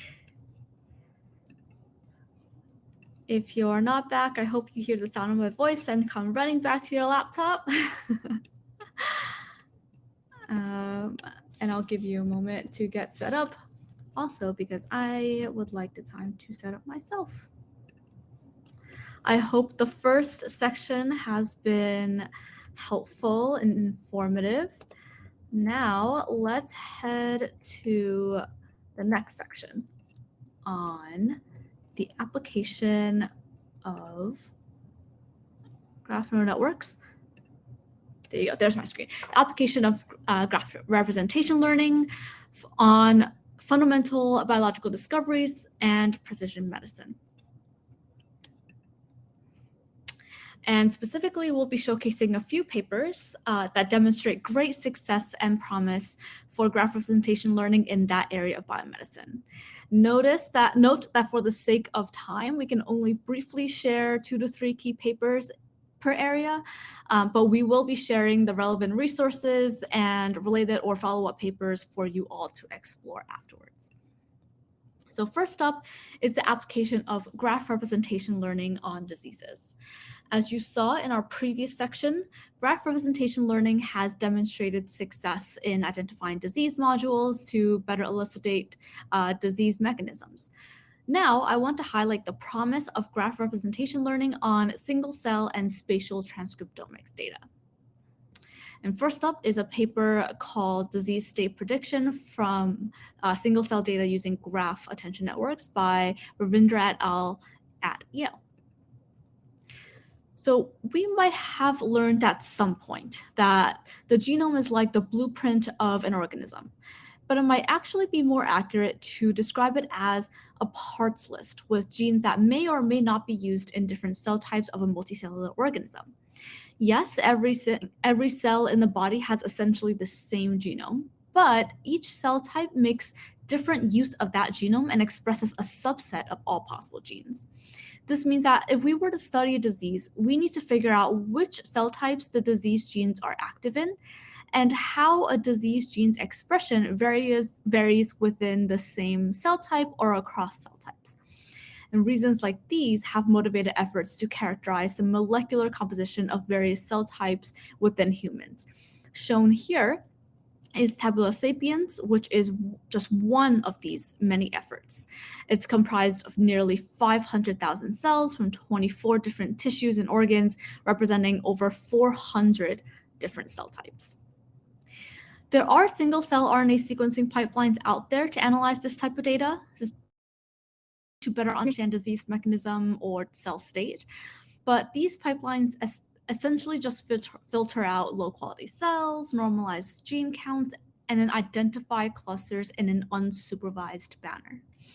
The most common way to identify clusters is by looking at differential gene expression. But differential gene expression is not necessarily associated with disease or cell state. In fact, just because a gene is most differentially expressed doesn't mean it causes a disease. And lastly, most of these pipelines don't consider interactions between features like genes. As we've seen so far in this tutorial, interactions between genes, for instance, tend to be important for understanding diseases. So what interactions do we have information about, and how do we use them? With single cell data, we can now create cell-cell interaction graphs where nodes are cells and edges represent some sort of relationship between them. You can think of an interaction being how similar the gene expression is, whether there are highly expressed ligand receptor pairs between the cells, anything. And concretely, you first generate a cell by gene matrix where rows are cells and columns are genes. And each element represents the number of transcripts for some gene in some cell. And this is standard. Next, you define whatever you want a relationship between a pair of cells to represent. This gives you a cell graph. And lastly, you apply your favorite graph neural network on the cell graph to predict whatever you want. For example, you can predict whether or not a cell came from a patient who has a disease versus a patient who was perfectly healthy. Now, where does this fit into the greater scheme of things? These steps that I just laid out would fall under the steps after you collect and process your single cell measurements from your patient samples, and before you make predictions about the disease or patient, to then generate some hypotheses about the patient or the disease. Now, given that this is a tutorial on graph representation learning, I want to zoom in briefly into this neural net message passing component. One notable thing that the authors did in this work is that they applied an attention mechanism. An attention mechanism means exactly how it sounds. When you try to learn something new, you pay attention to what you think is the most relevant or important thing. For example, let's pretend this eye is your model. Suppose you're given a list of 4 things: a newspaper, a stack of blank sheets of papers, a cup of coffee, a notepad, and a book. And let's say you want to learn about a fictional character. You want to read a fictional thing. Which would you pay attention to? The newspaper, the stack of blank paper, coffee, notepad, or book? Probably the book, because it might be a novel. A similar scenario can be presented with our cell graph. If you're trying to understand which cell comes from a healthy individual versus a patient with a disease, for example, maybe you should take a look at the neighboring cells. If the majority of your direct neighbors are healthy cells, chances are that the cell of interest is also a healthy cell. All right, so let's now take a look at how they set up their experiments. So first, they collect and process blood and cerebral spinal fluid samples from healthy individuals and patients with multiple sclerosis. That's the disease of interest. They generate the cell by gene matrix and then construct a cell graph by performing a PCA, or principal component analysis, for dimension reduction, and then getting the cell type clusters using the Louvain algorithm. In the end, they have at least 16 cell types to work with. The task is to predict whether or not a cell is healthy or diseased. They do so by feeding the cell graph into a GNN, specifically a graph attention neural network. Regarding the patient data set, there are 6 healthy individuals and 7 MS patients, or multiple sclerosis patients. And there are 2 types of tasks at hand: inductive and transductive. We've already mentioned these terms before, but let me reiterate here. For the inductive task, the model is trained on 5 MS patients and 4 healthy adults, and then evaluated on a randomly selected healthy adult and MS patient. The question is, can you make predictions about a patient who has never been observed before? For the transductive task, the model is trained on 80% of the training cells and evaluated on 10% of randomly selected nodes or cells during validation.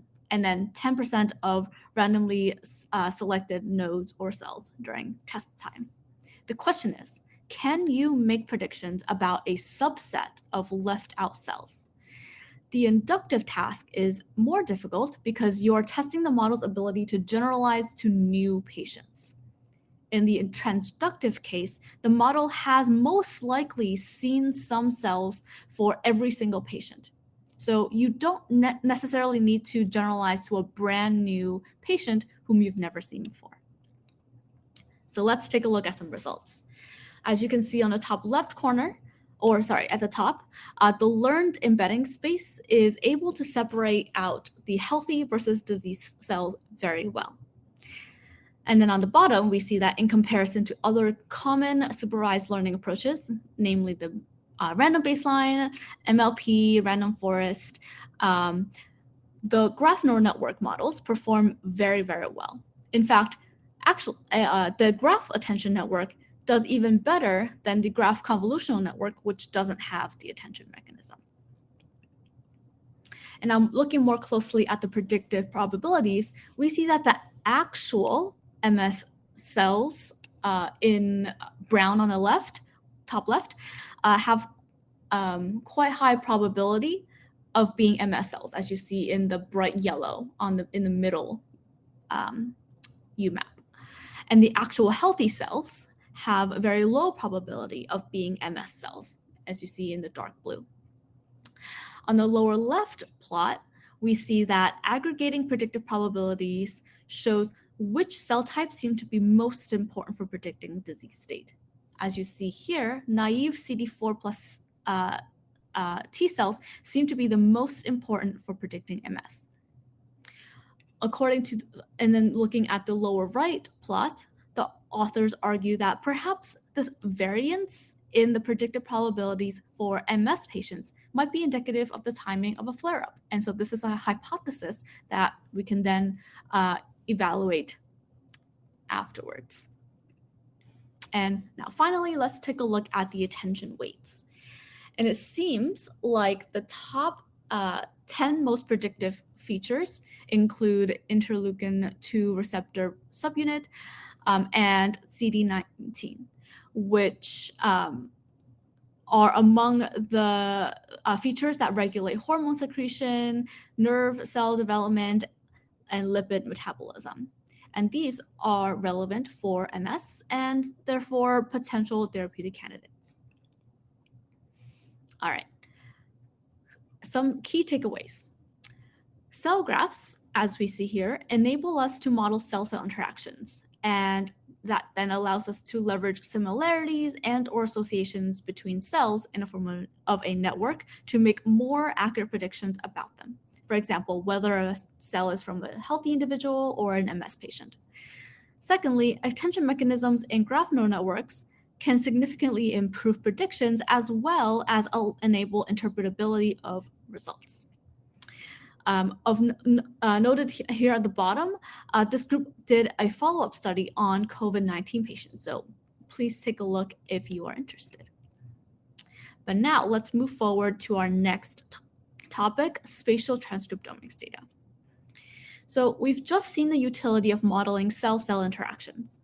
Given this new spatial transcriptomics technology, can we take advantage of how cells and tissues are spatially organized too in order to better characterize diseases? Specifically, we want our model to leverage higher order interactions between cells through the use of networks, taking into consideration both gene expression and cellular organization. And due to potential noise in these experimental platforms, we might want to also make inferences about spatial cell-cell relationships so that we could overcome any issues related to incompleteness of the spatial relationships in the data. And one way in which we could approach this problem is as follows. Given spatial single-cell expression data, we can create a cell by gene count matrix, as we saw previously, and construct a cell neighborhood graph. This cell neighborhood graph can also be represented as a cell-to-cell adjacency matrix. And finally, both cell by gene count matrix and the cell-cell adjacency matrix can be fed into a graph convolutional neural network to perform whatever prediction task you are interested in. And there are two data sets that we're working with here. One where seq-fish is used on mouse cortex tissue to get expression data for 10,000 genes in 913 cells, and one where merfish is used on cells in vitro to get expression data for about 10,000 genes from 1,400 cells. And the task at hand is link prediction. So given a ligand and receptor from a pair of cells, does the ligand interact with the receptor? The label is 1 if they do interact, 0 if not. In the seq-fish dataset, there are about 1,000 known interactions between 309 ligands and 481 receptors. In the merfish dataset, there are about 841 known interactions between 270 ligands and 376 receptors. And briefly, in comparison to methods that were recently used to predict genes involved in gene interactions from spatial expression data, specifically Juno and Spatial PC, and a method that doesn't use any spatial information, namely single-cell PC, or PC standing for Pearson correlation. All the GNNs models perform equally as well, if not better. For example, looking at the seq-fish plot on the left, the GCNG, the graph convolutional network models, all perform at least 20% better than the other three methods for under AU-ROC. And then as a follow-up study to test whether or not graph convolutional network embeddings can be used for assigning functions to genes, they trained their model to distinguish the spatial expression of pairs of genes with the same function from the pairs of where one gene is associated with that function and the other is not. So this is still a link prediction task, but rather than whether or not a pair of genes interact, we are predicting whether or not they are associated with a function. The focus is on functions related to cell-cell communication. And they compare this to a popular method called guilt by association, or GBA, which calculates a score based on the number of associations that a candidate gene has with known genes. And in these plots, they looked at the fraction of correctly assigned genes in the top 20% of predictions for integrin cell surface interactions at the vascular wall, and cell-cell communication. In most cases, the graph convolutional network is better at assigning the correct function to genes than GBA. So, all right, in summary, the graph convolutional network encodes spatial information as a graph and then combines this spatial cell neighborhood graph with expression data for predicting cell-cell interactions and gene function assignment. And because this is an emerging field, this is only one paper that I've chosen to discuss today, we strongly encourage you to take a look at these two other relevant papers on the topic of graph representation learning for spatial transcriptomics. All right, but now let's open it up to a poll question, which is a fill in the blank, which I believe does not work well on the polls. So let me pose it, and then could you please type your answer in the chat? All right, the question is, let's look at the first question. Which diseases might the use of graph representation learning on single cell or spatial transcriptomics data be the most or least impactful for? Let's talk about the most impactful for now in the chat.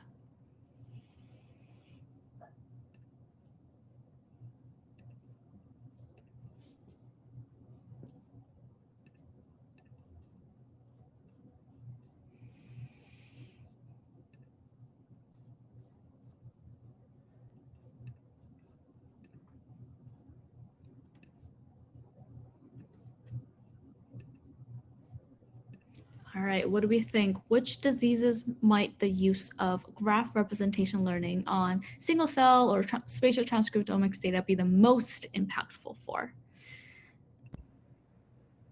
Okay, great. Answers are coming in. So there is quite a bit of agreement on cancers and tumors and tumor microenvironments to be really suitable of problems for graph representation learning methods and immune system, metastatic lesions. Yeah, these are all great ideas, and indeed there are very recently papers being published and studies being put out that use graph representation learning, geometric deep learning to study those problems. All right, amazing. Actually, for the sake of time, let's actually move forward to our next section on therapeutics, if that's all right. Yeah, that sounds great. Let me take that over, and Michelle, you can perhaps answer the question in the Q&A.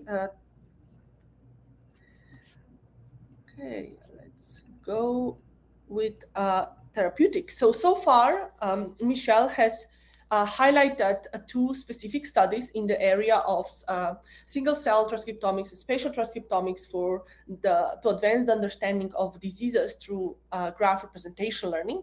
And in the next section, I will focus a bit more on applications of graph representation learning to advance therapeutic science. In particular, we will touch upon three areas, the first being molecular property prediction and identification of drug targets, and generative problems concerned with the molecular design.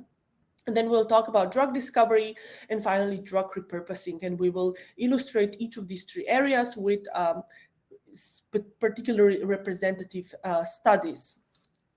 So to motivate this research more broadly, we can start with observation that the process of drug discovery and development is incredibly resource intensive, expensive, and it also takes a long time.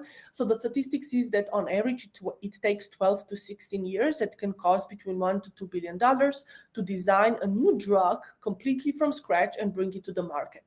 And the main challenges that make this process so laborious and resource intensive is that the entire process consists of multiple steps or stages that go from early drug discovery and molecular design, then through preclinical research and the resulting compounds that behave efficaciously and tend to and are safe according to preclinical research studies, would then advance to clinical research and finally go through the FDA review process to reach the market, upon which additional studies would be done for post-marketing and safety monitoring. So at any point in time, on any of these stages, if there are any considerable problems with the chemical compound or candidate drug that initially seemed very promising, but then it might turn out to either not be safe or efficacious in human patients or in real disease context, then that would mean that the particular compound would not be any further, and it would bring a lot of additional resources being spent and wasted on that molecule. So with the progress in graph representation learning, there are new opportunities for how to early on detect what molecules are more or less prominent for drug discovery and development, and even more broadly to make the process of designing and developing new drugs and new therapies more efficient. So first, we will focus on three key prediction tasks where we have already seen considerable promise from graph representation learning algorithms in this area, and these concern molecular property prediction, drug target interaction prediction, and molecular generation. And I will describe and highlight what each of those tasks does. So these three problems are very compelling applications of graph representation learning. In particular, the problem of concerned with prediction of molecular properties can be thought of as a question where a drug developer or a biochemist is tasked with trying to understand and predict what are certain chemical or biochemical properties that their compound of interest might have. And so with that research question in mind, a graph representation learning model and then a downstream machine learning model trained on representations and embeddings of molecules can then take as input candidate compounds, and it can predict those chemical properties such as solubility or other endpoints of interest that then can be used to inform what are most promising compounds to advance in downstream experimental work in the lab or to the next stage of drug discovery process. Another compelling application of graph representation learning is concerned with estimating binding affinities between a compound of interest and a candidate therapeutic target, which would then can be translated into a problem where one needs to reason about a particular compound, such as ritonavir, and a therapeutic target, such as this 3CL protease, in order to then predict binding and use the model to predict binding affinity. And final, a compelling application of graph representation learning in this area is concerned with using models in a way that can allow us to help design compounds rather than make predictions for them. So in addition to predictive modeling, generative modeling is another use case of graph representation learning that can take as input a candidate therapeutic target, and then based on that structure of that target, it can help design and recommend the structures of other promising targets. So let's kind of go through each of these three compelling applications and see what are the benefits and advantages of graph representation learning models to tackle those questions. So molecular property prediction in drug discovery is often concerned with prediction of molecular properties that are known as ADMET properties. ADMET properties are properties that are very important to study in early drug discovery and identify what compounds are most promising to advance next stage. The problem can be thought of as the setup is the following. We have a compound of interest and we want to design a model such as a graph neural network, a fingerprinting or convolutional neural network plus SMILES approach, kind of a graph representation learning model that will predict ADMET properties for that compound. ADMET properties are properties that tell us about something about absorption, distribution, metabolism, excretion, toxicity of that candidate compound. Those are key 5 endpoints that ADMET predictors are concerning with. So in this paper that we're highlighting here, the study took 22 data sets that contain known information about the values of these ADMET endpoints for a large number of chemical compounds based on standard chemical libraries. And so those ADMET endpoints can be grouped into these 5 classes that, as mentioned previously, are quantifying absorption in different ways through predicting bioavailability, for example, solubility, cell permeability, intestinal absorptions, and others, as well as for in other endpoints, we are more carefully curating them in a precise manner, such as in the context of this distribution of a given compound in human body. It's important to be able to model and understand the blood-brain barrier transmission, the binding between the protein and plasma, and the volume of distribution, and others. So those ADMET endpoints define the labels that we want our models to be able to accurately predict. So there are a variety of expert-curated methods that the field of chemoinformatics has developed for molecular graphs, as well as recently we see graph representation learning-based methods, which are state-of-the-art methods in machine learning that can be trained on these large data sets of molecular graphs and their known ADMET properties in order to make predictions for a new compound for which ADMET properties are not yet known. So in this study, the paper has benchmarked a variety of these expert-curated methods as well as molecular graph-based methods that are machine learning methods for this problem. And so let me highlight 3 findings. Number one, what we can see here is that no single method actually has performance across all scenarios, across all endpoints that are of interest to biochemists. We can see that different types of methods are more or less suitable depending on the endpoint of interest.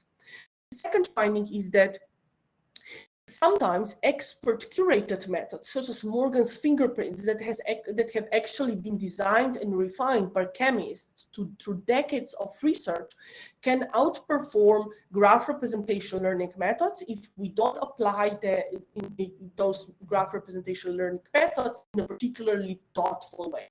So what that indicates is that we need to be thoughtful about those methods, as well as lots of opportunities for algorithmic innovation in this area, in particular to see what are components that algorithmic components that have been developed in this research field over decades of research, and can those components be used to improve deep learning models in this area. A third important is that in general, it is helpful to train models, meaning that training and parameters neural network on sets of molecules in an unsupervised manner, which we know is the pre-trained, and those pre-trained models and them for predictive properties can yield most well-known predictors overall. And this is really finding that that is broadly applies to many applications here. So second, in addition, second important compelling application that we touched upon, in addition to ADMET prediction of molecular properties, is concerned with predicting drug target interactions. So this test is slightly different than ADMET prediction. Why? In the context of ADMET prediction, the models are asked to make predictions involving individual entities, individual molecular compounds. In drug target interaction prediction, the difficulty and complexity of the model comes from the need that the model simultaneously be able to consider both the structure of chemical compound as well as the structure of candidate therapeutic target in order to predict interaction and characterize their binding affinity. So in this paper in particular, they were interested in designing models that are broadly generalizable, that can address that and can predict drug target interactions effectively. And so to design broadly generalizable models, it is important to make sure that they are robust to underlying shifts in the data distribution. So the way this approach this problem is to take a interaction DTI dataset and splitting that data into training set, validation set, and test set in a completely random manner. The dataset was split in such a way that it was split by time. So the data trained the model and set model parameters was using only drug target interactions were patented in 2013 and 2018, and the model was tested. Drug interactions were patented later on in 2019 and 2021. And so a good performance of the model on this temporal data set split would indicate that the model is more likely to generate well than if we would achieve good performance on a pure random split of molecules, and test sets,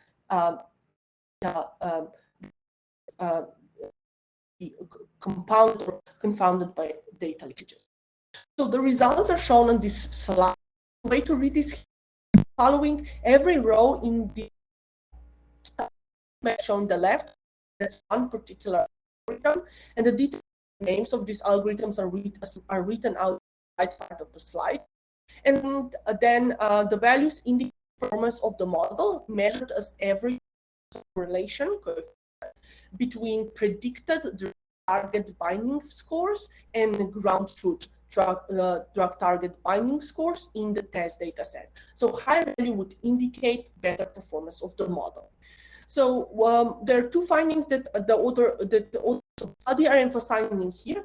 First is that performance on this more challenging experimental setup, when the models are challenged to make predictions, really on involving novel compounds and targets that were not present during training time. It drops quite considerably from 70 in the around 33 to 43% on this harder out of distribution experimental when the split is generated in a non. This indicates considerable opportunity for innovation in this area.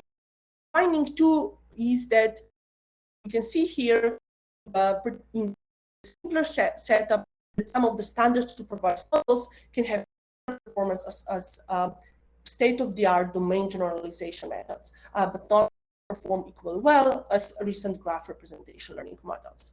Finally, the third application of graph representation learning in therapeutic sciences that in an early stage of drug discovery in particular is concerned with molecule generation.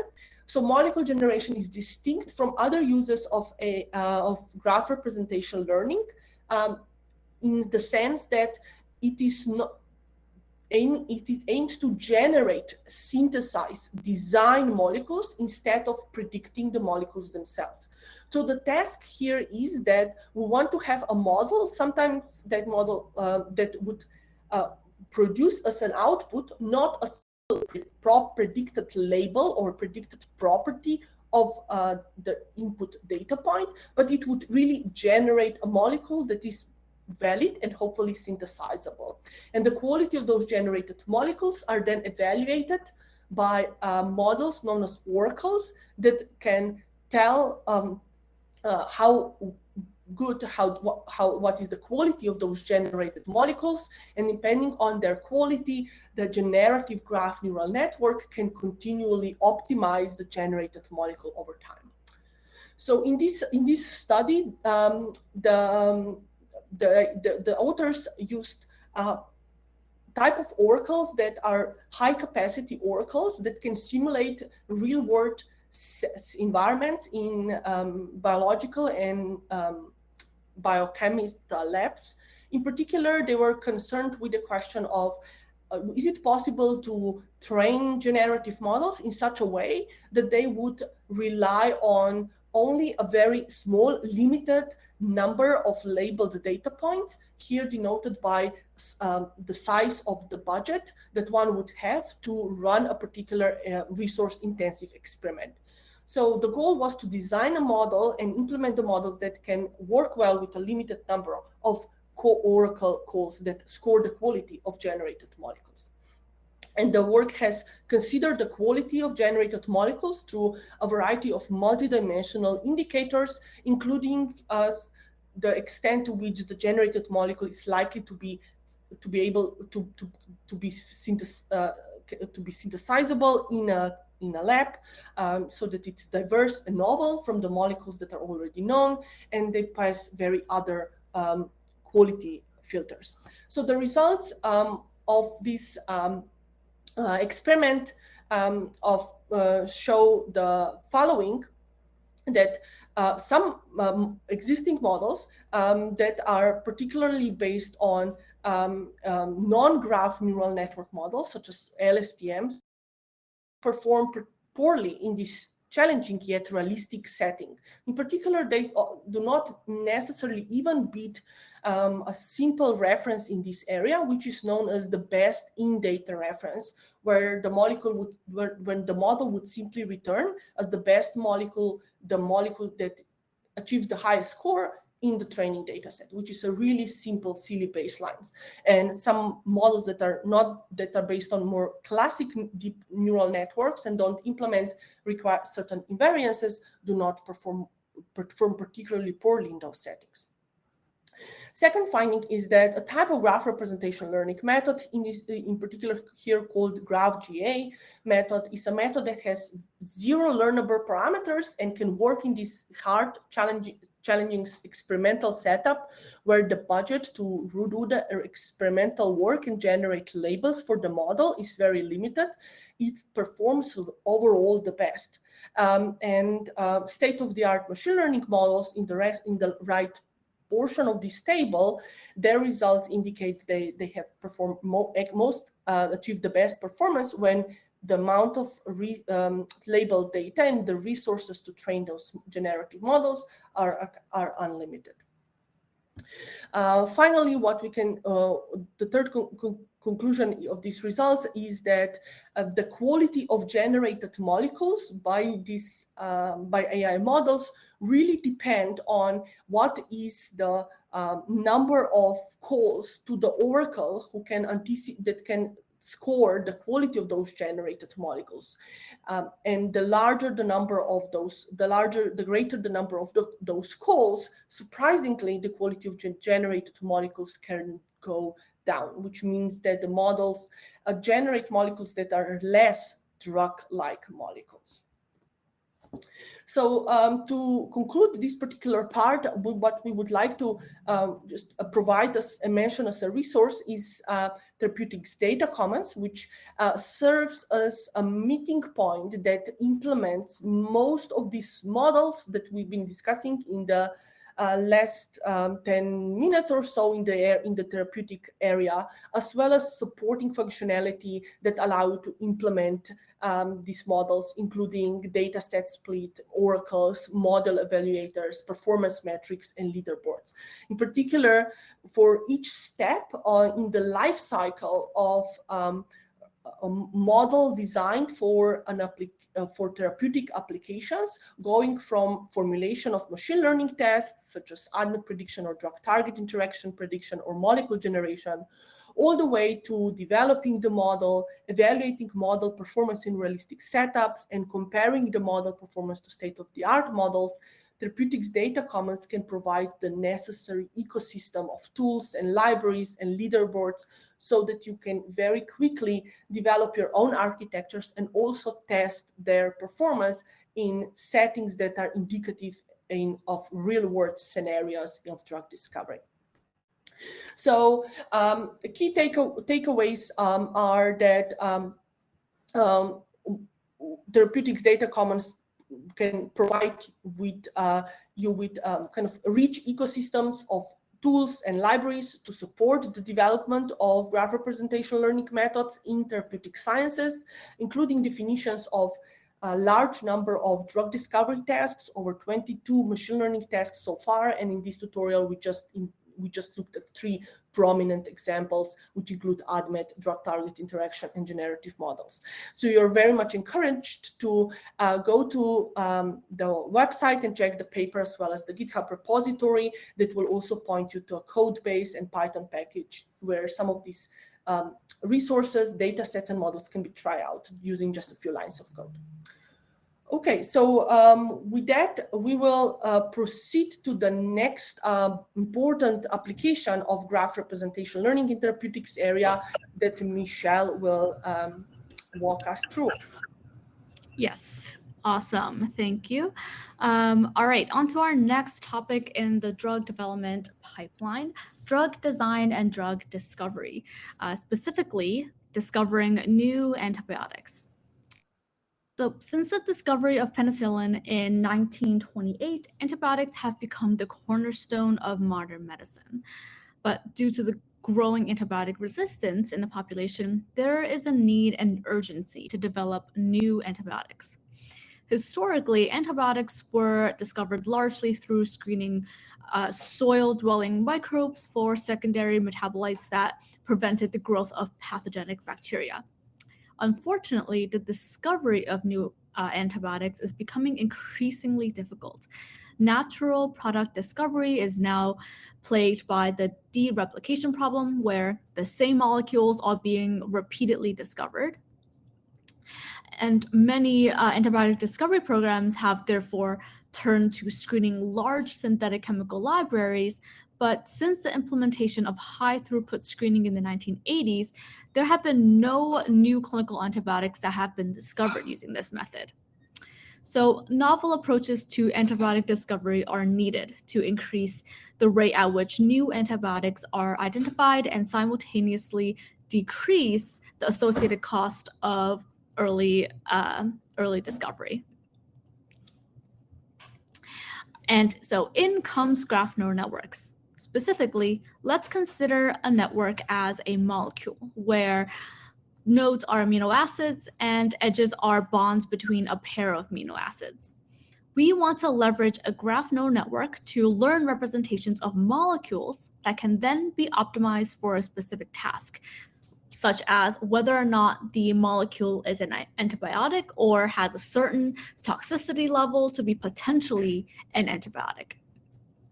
And so here's how it works. We have two data sets, one for training, one for empirical validation.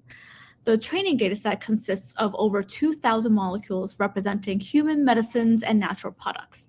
And these have been screened for growth inhibition, growth of bacteria. The validation dataset, which is used after the model has been trained, consists of over 6,000 molecules from the Broad repurposing hub. The end goal here is to empirically test the top 99 molecules that were predicted to display antibiotic properties.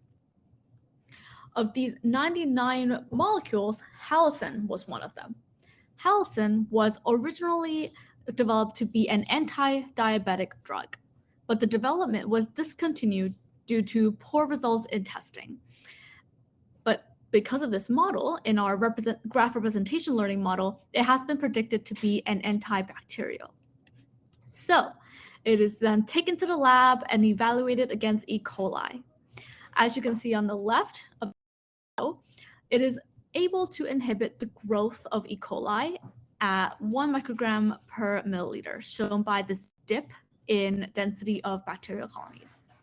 On the right, we see that halicin can kill E. coli in LB media in the presence of varying concentrations of halicin after 3 hours in green and 4 hours in red, again shown by this dip in the number of colonies. This is really promising. So let's do some more tests, this time on M. tuberculosis, which is one of the bacteria that the World Health Organization considers to most urgently require new treatments. On the left, again, we see that halicin is able to inhibit the growth of M. tuberculosis at 10 micrograms per milliliter. On the right, given by that dip in the blue, on the right, the blue line represents the growth of M. tuberculosis without any drugs, and the red line represents the growth of M. tuberculosis with halicin. Incredibly, M. tuberculosis is able to essentially be depleted after about 30 minutes using halicin. And so again, they move forward to testing against mouse models using A. baumannii and one of the highest priority pathogens that urgently need new antibiotics, and C. diff. Again, we see that halicin is effective against these two pathogens in mouse models. And unfortunately, I don't have time to go through these details of the experiments, but I strongly encourage you to look at the paper directly for specific experimental details. They even continue to validate their predictions in other ways, which again, I don't have time to cover, but please look at this great paper for really detailed documentation. I've also linked the original paper discussing the graph neural network that they used called ChemProp. It is very well documented with a tutorial and a website. All right, handing it back over to Marinka.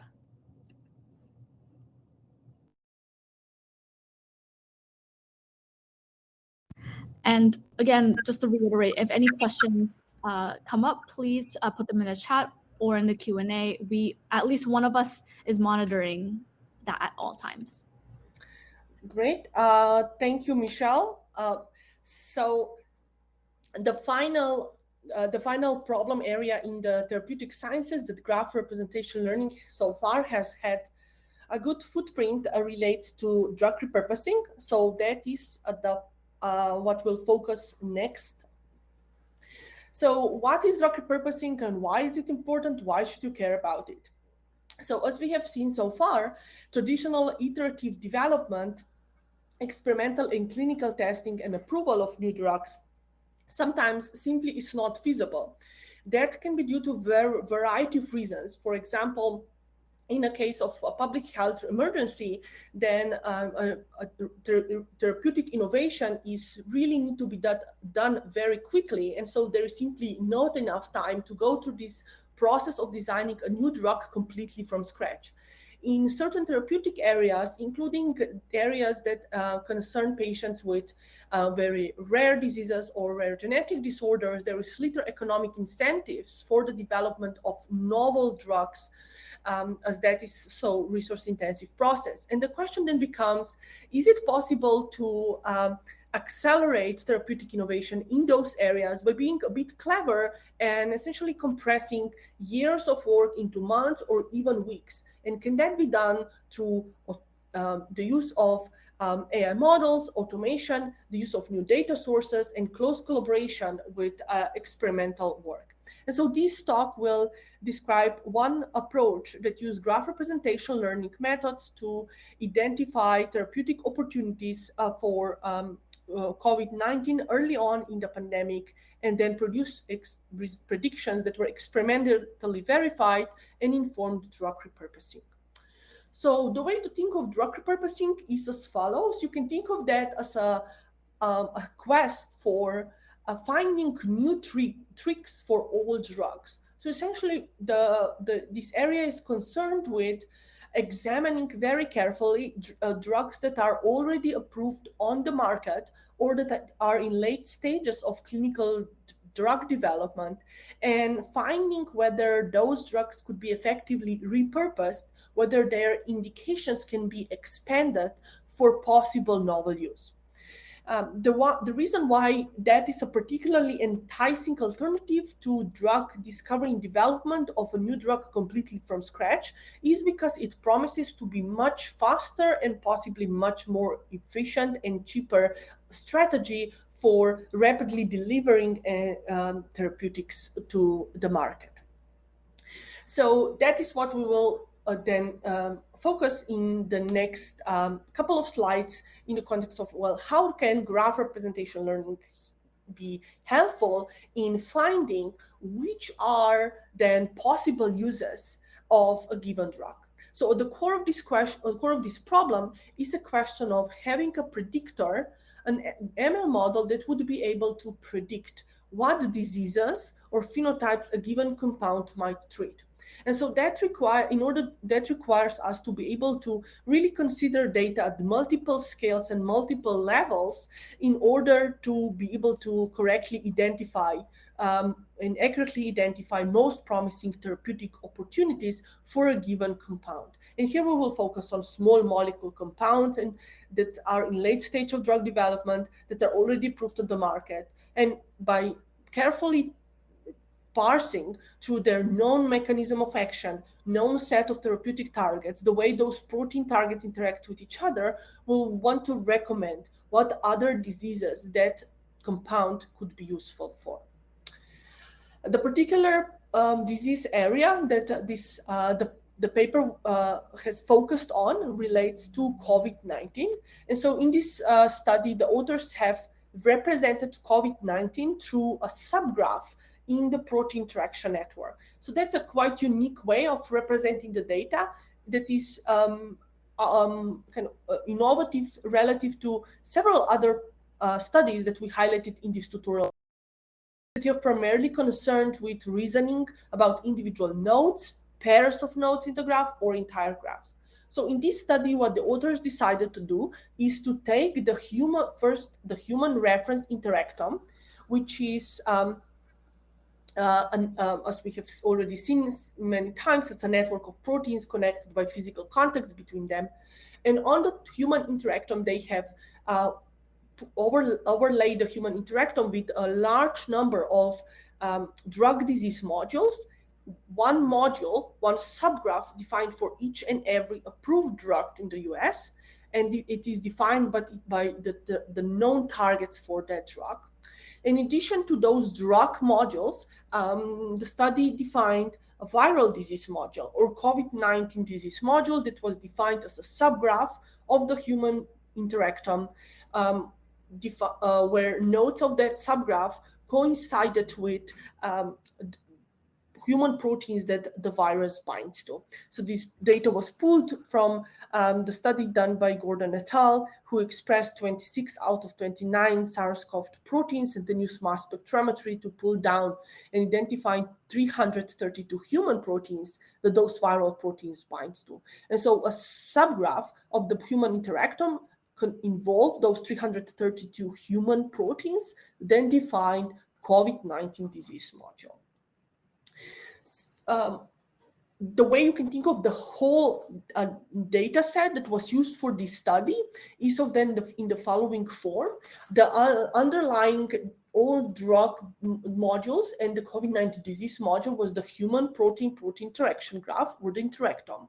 On top of that graph, there were overlaid a large number of drug module. For every drug approved in the US, there was a drug module defined based on proteins that those drugs bind to. And then for a large number of common diseases and proteins associated with them, corresponding disease modules were defined as well. And one of those disease modules was finally COVID-19 disease module, which was really the disease of most interest in this study. So with that data in mind, which you can think of it as a large knowledge graph that is a heterogeneous graph that has different kinds of edges and different types of nodes, where those edges could indicate either physical contacts between proteins, or they would indicate edges between proteins and their drug based on drug target information, or edges between proteins and diseases based on disease associations. Given that knowledge graph, the goal prediction test was then the following. Is it possible to quickly parse through all approved treatments for common diseases and identify what are good network signatures that can discriminate between an effective treatment and no treatment, and use that information to prioritize drugs for COVID-19. So the technical challenge of doing that is that at that time that the study was done, there were no examples of successful treatments for COVID-19. That was very early in the pandemic. And so technically speaking, that means that the model had to operate in a manner that is known as zero-shot manner, with zero examples of successful treatments, with zero examples of positive labels for COVID-19. It was tasked to prioritize and identify candidate drugs for COVID-19. So how could we even do that? And why is this task so challenging? So this task of identifying therapeutic opportunities for a disease with very few or no treatments at all is particularly challenging because it requires the model to be able to generalize to this new disease that it has never seen before during training. And that is challenging because prevailing methods require abundant label information. So prevailing methods and standard supervised learning frameworks can work really well where you provide lots of labeled examples to them to train your models. However, in this setting, labeled examples were incredibly scarce. And the authors argue that there are many other scenarios where labeled examples are scarce as well. If you're concerned with, for example, looking into emerging pathogens, rare diseases, classifying hard to diagnose patients, and so on. Visually, the way you can think of this problem is that what prevailing methods assume is that we have as input a graph that is already richly labeled and richly annotated, and those labels can be effectively leveraged by machine learning models, including graph neural networks and other types of architectures, to label the remaining nodes. But what happens in many real-world scenarios is very different. We get a setup that is more similar to what is shown in the right part of the slide, where there are very few nodes in the graph that are labeled, and much of the graph is really this dark gray matter that we have no information about. But we want to have a model that could generalize well to that gray area. So the algorithmic approach that allows you to tackle that kind of zero-shot learning problems is known as zero or few-shot learning for graphs. So I will just very briefly illustrate what few-shot learning and zero-shot learning is actually concerned with. So first illustration using imaging, and then we will proceed with graphs. So few-shot learning formally is falls under a broader umbrella known as meta-learning, which falls under an even broader umbrella, which is known as supervised learning, that many are probably familiar with. Few-shot learning means that there are only a few labeled examples or shots available to train supervised models. So to train models in this regime with very scarce labeled examples available, few-shot learning proceeds in two stages. The first stage is called meta-training phase. The second stage is called meta-testing phase. In the meta-training phase, a machine learning model is challenged to solve a large number of training tasks, where each training task is designed to be very challenging for the model. So in this example, training task 1 could be a task where the model is asked to classify objects in these images and be able to distinguish between 3 classes of objects by having seen only 2 examples of images for each of those 3 classes. You could imagine the model would initially perform really poorly, but the idea is that whatever the model can learn from training task 1, it is then those knowledge or model parameters are used to initialize the model in training task number 2. And so on and so on. This is repeated many, many times, so that eventually what we obtain is a model that can very quickly adapt to a new task, to a new classification task, having seen only a limited number of examples. And this is useful because at test time, imagine now that the goal is to build a duck versus dolphin versus chicken classifier, and a few-shot learning model would be able to do that, having only 2 labeled examples for each class. So this is really exciting. So, okay, while we are not interested in images in the context of this tutorial, we're interested in graphs. So there is an analog method that can perform few-shot learning for graph structured data. And it was used in this study to prioritize therapeutics for COVID-19. So here the process was the following. In the meta-training phase, the COVID repurposing knowledge graph was used, and it was used to design a large number of training tasks. Each training task was focused on one disease that already has some treatments. And the model was asked to distinguish between drugs that are approved for that disease versus drugs that are not approved for that disease. And that was repeated many times in the form of many different training tasks, each for different disease. When the meta-training phase was concluded, in the meta-testing phase, the model was asked to directly prioritize drugs for COVID-19 without having any example of successful treatments for COVID-19. So it's an example of extreme few-shot learning or zero-shot learning. So that model, when compared against alternative techniques based on network diffusion, random walks, and network proximity metrics and shortest path metrics, showed considerable promise. In particular, on the left, you can see that the true positive rate as a function of false positive rate of the deep graph AI approach was considerably better than that of alternative network medicine-based methods. This performance was calculated based on drugs that were considered clinical trials at the time. Of course, whether a drug is considered in a clinical trial does not really mean that it will really be safe and effective. So really, the good, really true evaluation of the quality of predictions requires experimental work.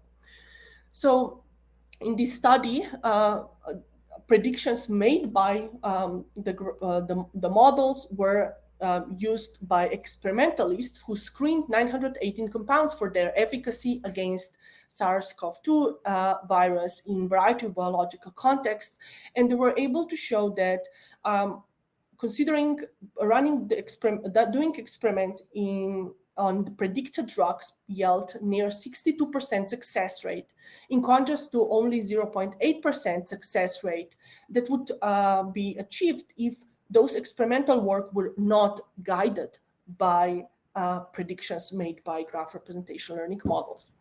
Furthermore, the study was interested in trying to then understand what are then drugs that were predicted correctly and that were shown in experiments to inhibit viral growth in African monkey and human cells versus drugs that were not predicted by the model.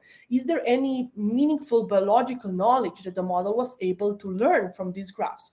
So to answer that question, what it's possible to use is to use methods that can explain machine learning predictions. In the context of graph neural networks, a prominent algorithm to do that is called GNN explainer, which intuitively you can think of it that it can summarize where in the input data the model looks for evidence for its prediction. It can find a small subgraph that is most influential that the model has relied on when making one particular prediction.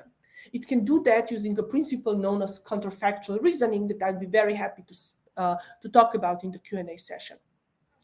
So GNN explainer, what it takes as input is prediction made by the model. Imagine a drug being predicted to treat COVID-19, and it outputs an explanation, which is a small subgraph of the human reference interactome in the COVID-19 study, together with a small subset of node features that are most influential for that prediction. It can do that. It can generate these explanations for each and every prediction made by the model.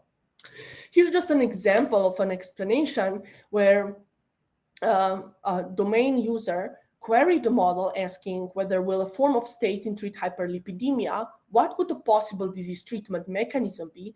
And the model, in addition to making prediction, it would also return a small subgraph of the input graph that the model was trained on, which is shown on the right part of this slide, that highlights the kind of biological entities the model has relied on when making prediction about rosuvastatin and hyperlipidemia. In the context of COVID-19 study, that approach of using GNN explainers and explainability methods to understand what are predictions that the model correctly made revealed that 66 out of 77 drugs that were successfully predicted and validated to reduce viral infection were actually drugs that did not bind directly to proteins targeted by the virus, but instead those drugs relied on network-based action of and mechanisms. And that is significant because it indicates that they could not be identified by standard drug repurposing strategies that are based on molecular docking. So it's really an example of how these drugs, now referred to as network drugs, crucially rely on having graph learning-based methods to identify them. So I will point you to papers and a webinar that kind of goes into detail about this work and the related studies. And let's go into a polling question for this therapeutic area. In particular, a poll question that we have is, what is your dream AI ML ready data set and AI ML ready AR or task in area of therapeutic design and development? Just as a recap, we have mentioned lots of different tasks with Michelle recently, all the way from predicting molecular properties, predicting drug targets and their binding affinities, generating molecules, drug repurposing recently, design of molecules and possible therapeutics. So what are some of the tasks and data sets you find most compelling or you would like to have but currently do not exist?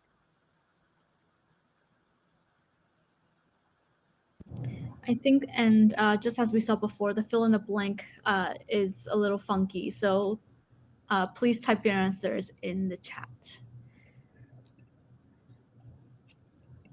And we're also happy to take any questions before we proceed with the final section in applications part of this tutorial. Yes.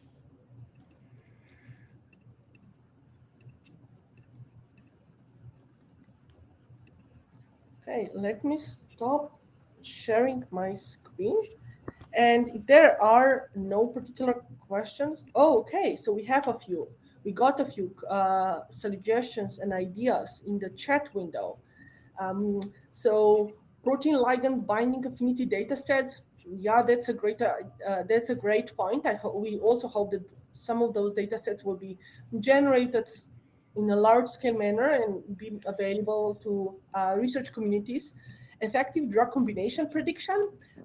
That's a great comment. There is indeed quite a bit of interest, as well as published papers that are concerned with predicting interactions between individual drugs or modeling higher order combinations of drugs, both in terms of identifying interactions between drugs to detect possible adverse events early on, as well as looking into drug interactions as a mechanism that could allow us to design multi-drug therapies. So where those interaction effects between drugs would not be negative, but possibly positive. Martin Helm is kind of also bringing up an EHR data set that could contain symptoms and diagnosis of patients over time. So these are great comments. I think Michelle will touch upon some of the EHR work that we have seen being used, but being considered for graph representation learning analysis so far. Great. We have a couple of other comments. Small DNA RNA sequence oligonucleotide activity database. That's a great suggestion as well. And particularly, be great. There is again lots of interest into combining graph neural networks with language models or powerful models that learn representations of sequences in order to design oligonucleotides with certain binding properties or with properties that would make them more drug-like. So great emerging topic as well. Modeling drug efficacy on patients with rare variants affecting proteins. That's particularly promising use case for a few-shot learning and for zero-shot learning, or in general for techniques that can train machine learning models in settings where only scarce labeled data are available. So in those settings and rare variants affecting proteins, as well as rare genetic diseases and or unusual representations of common diseases, those kinds of questions can be effectively modeled with few-shot learning paradigm.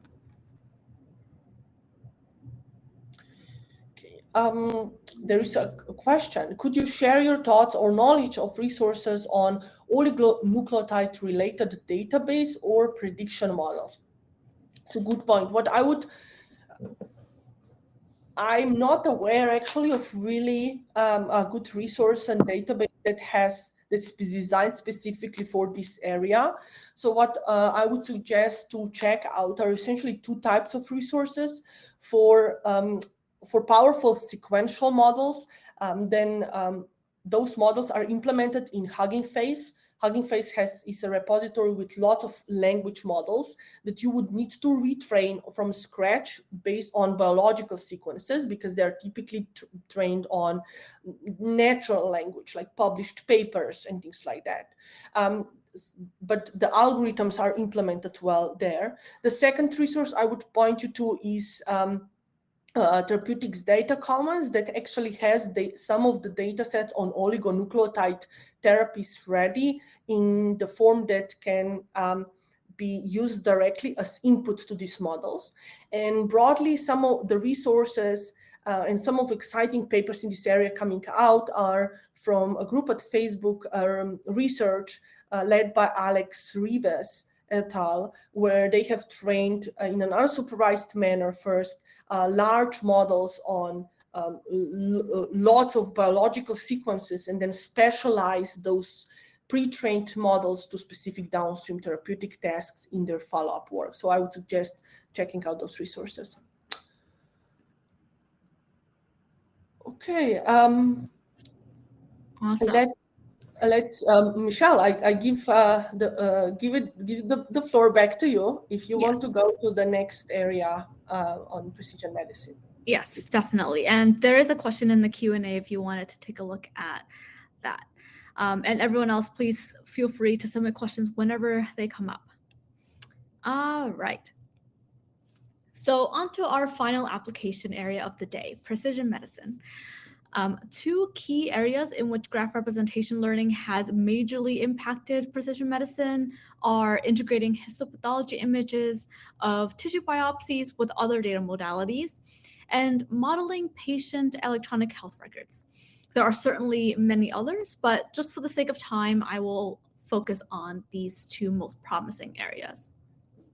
And let's begin then with a paper called Pathomic Fusion, an integrated network for fusing histopathology and genomic features for cancer diagnosis and prognosis. Just as an overview of motivation, cancer diagnosis is typically done by pathologists who examine your tissue biopsy, but the current standard of care actually relies on subjective and qualitative approaches. So the question is, can we create an objective, interpretable, and scalable framework to diagnose these patients, thus eliminating this subjective and qualitative assessment?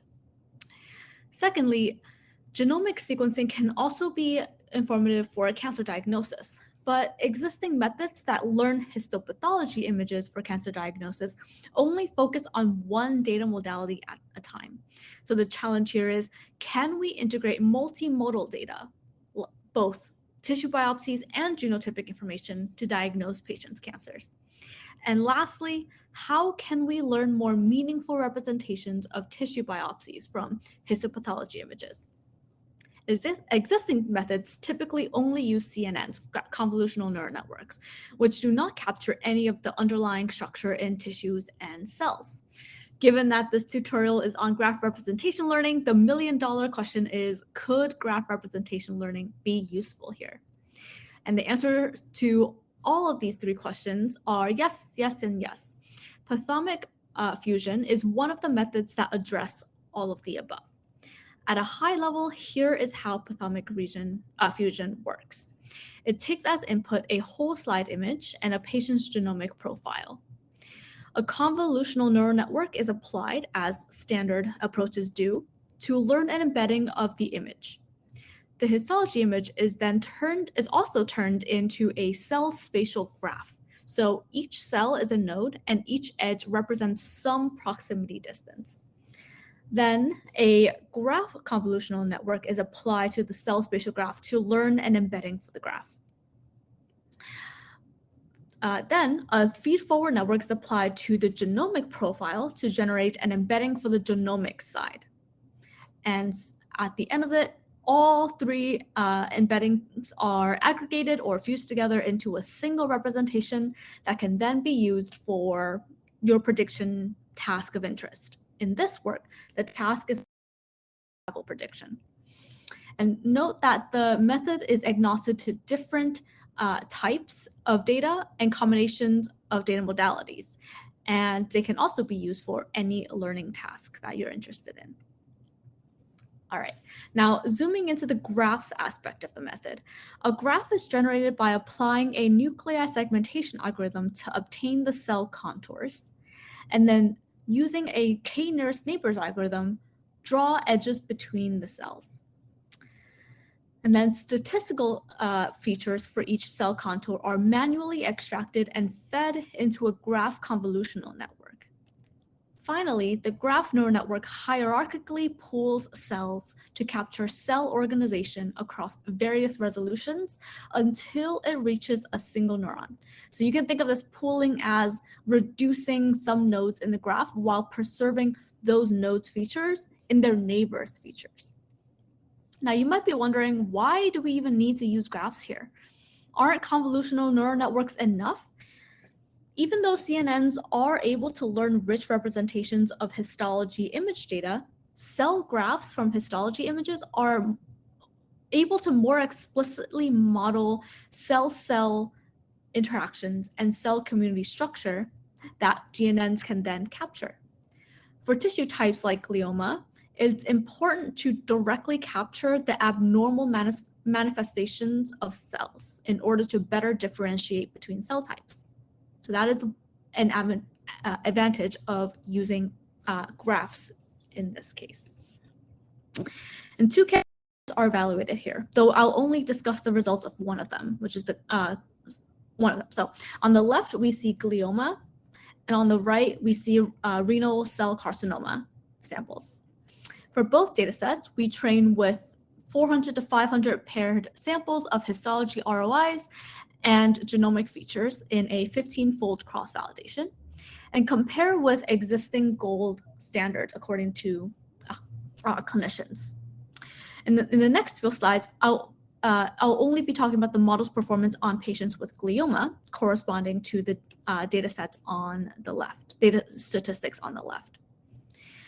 All right, so given a histology side, Pathomic fusion gives you these different views, which allows you to perform multimodal interpretability.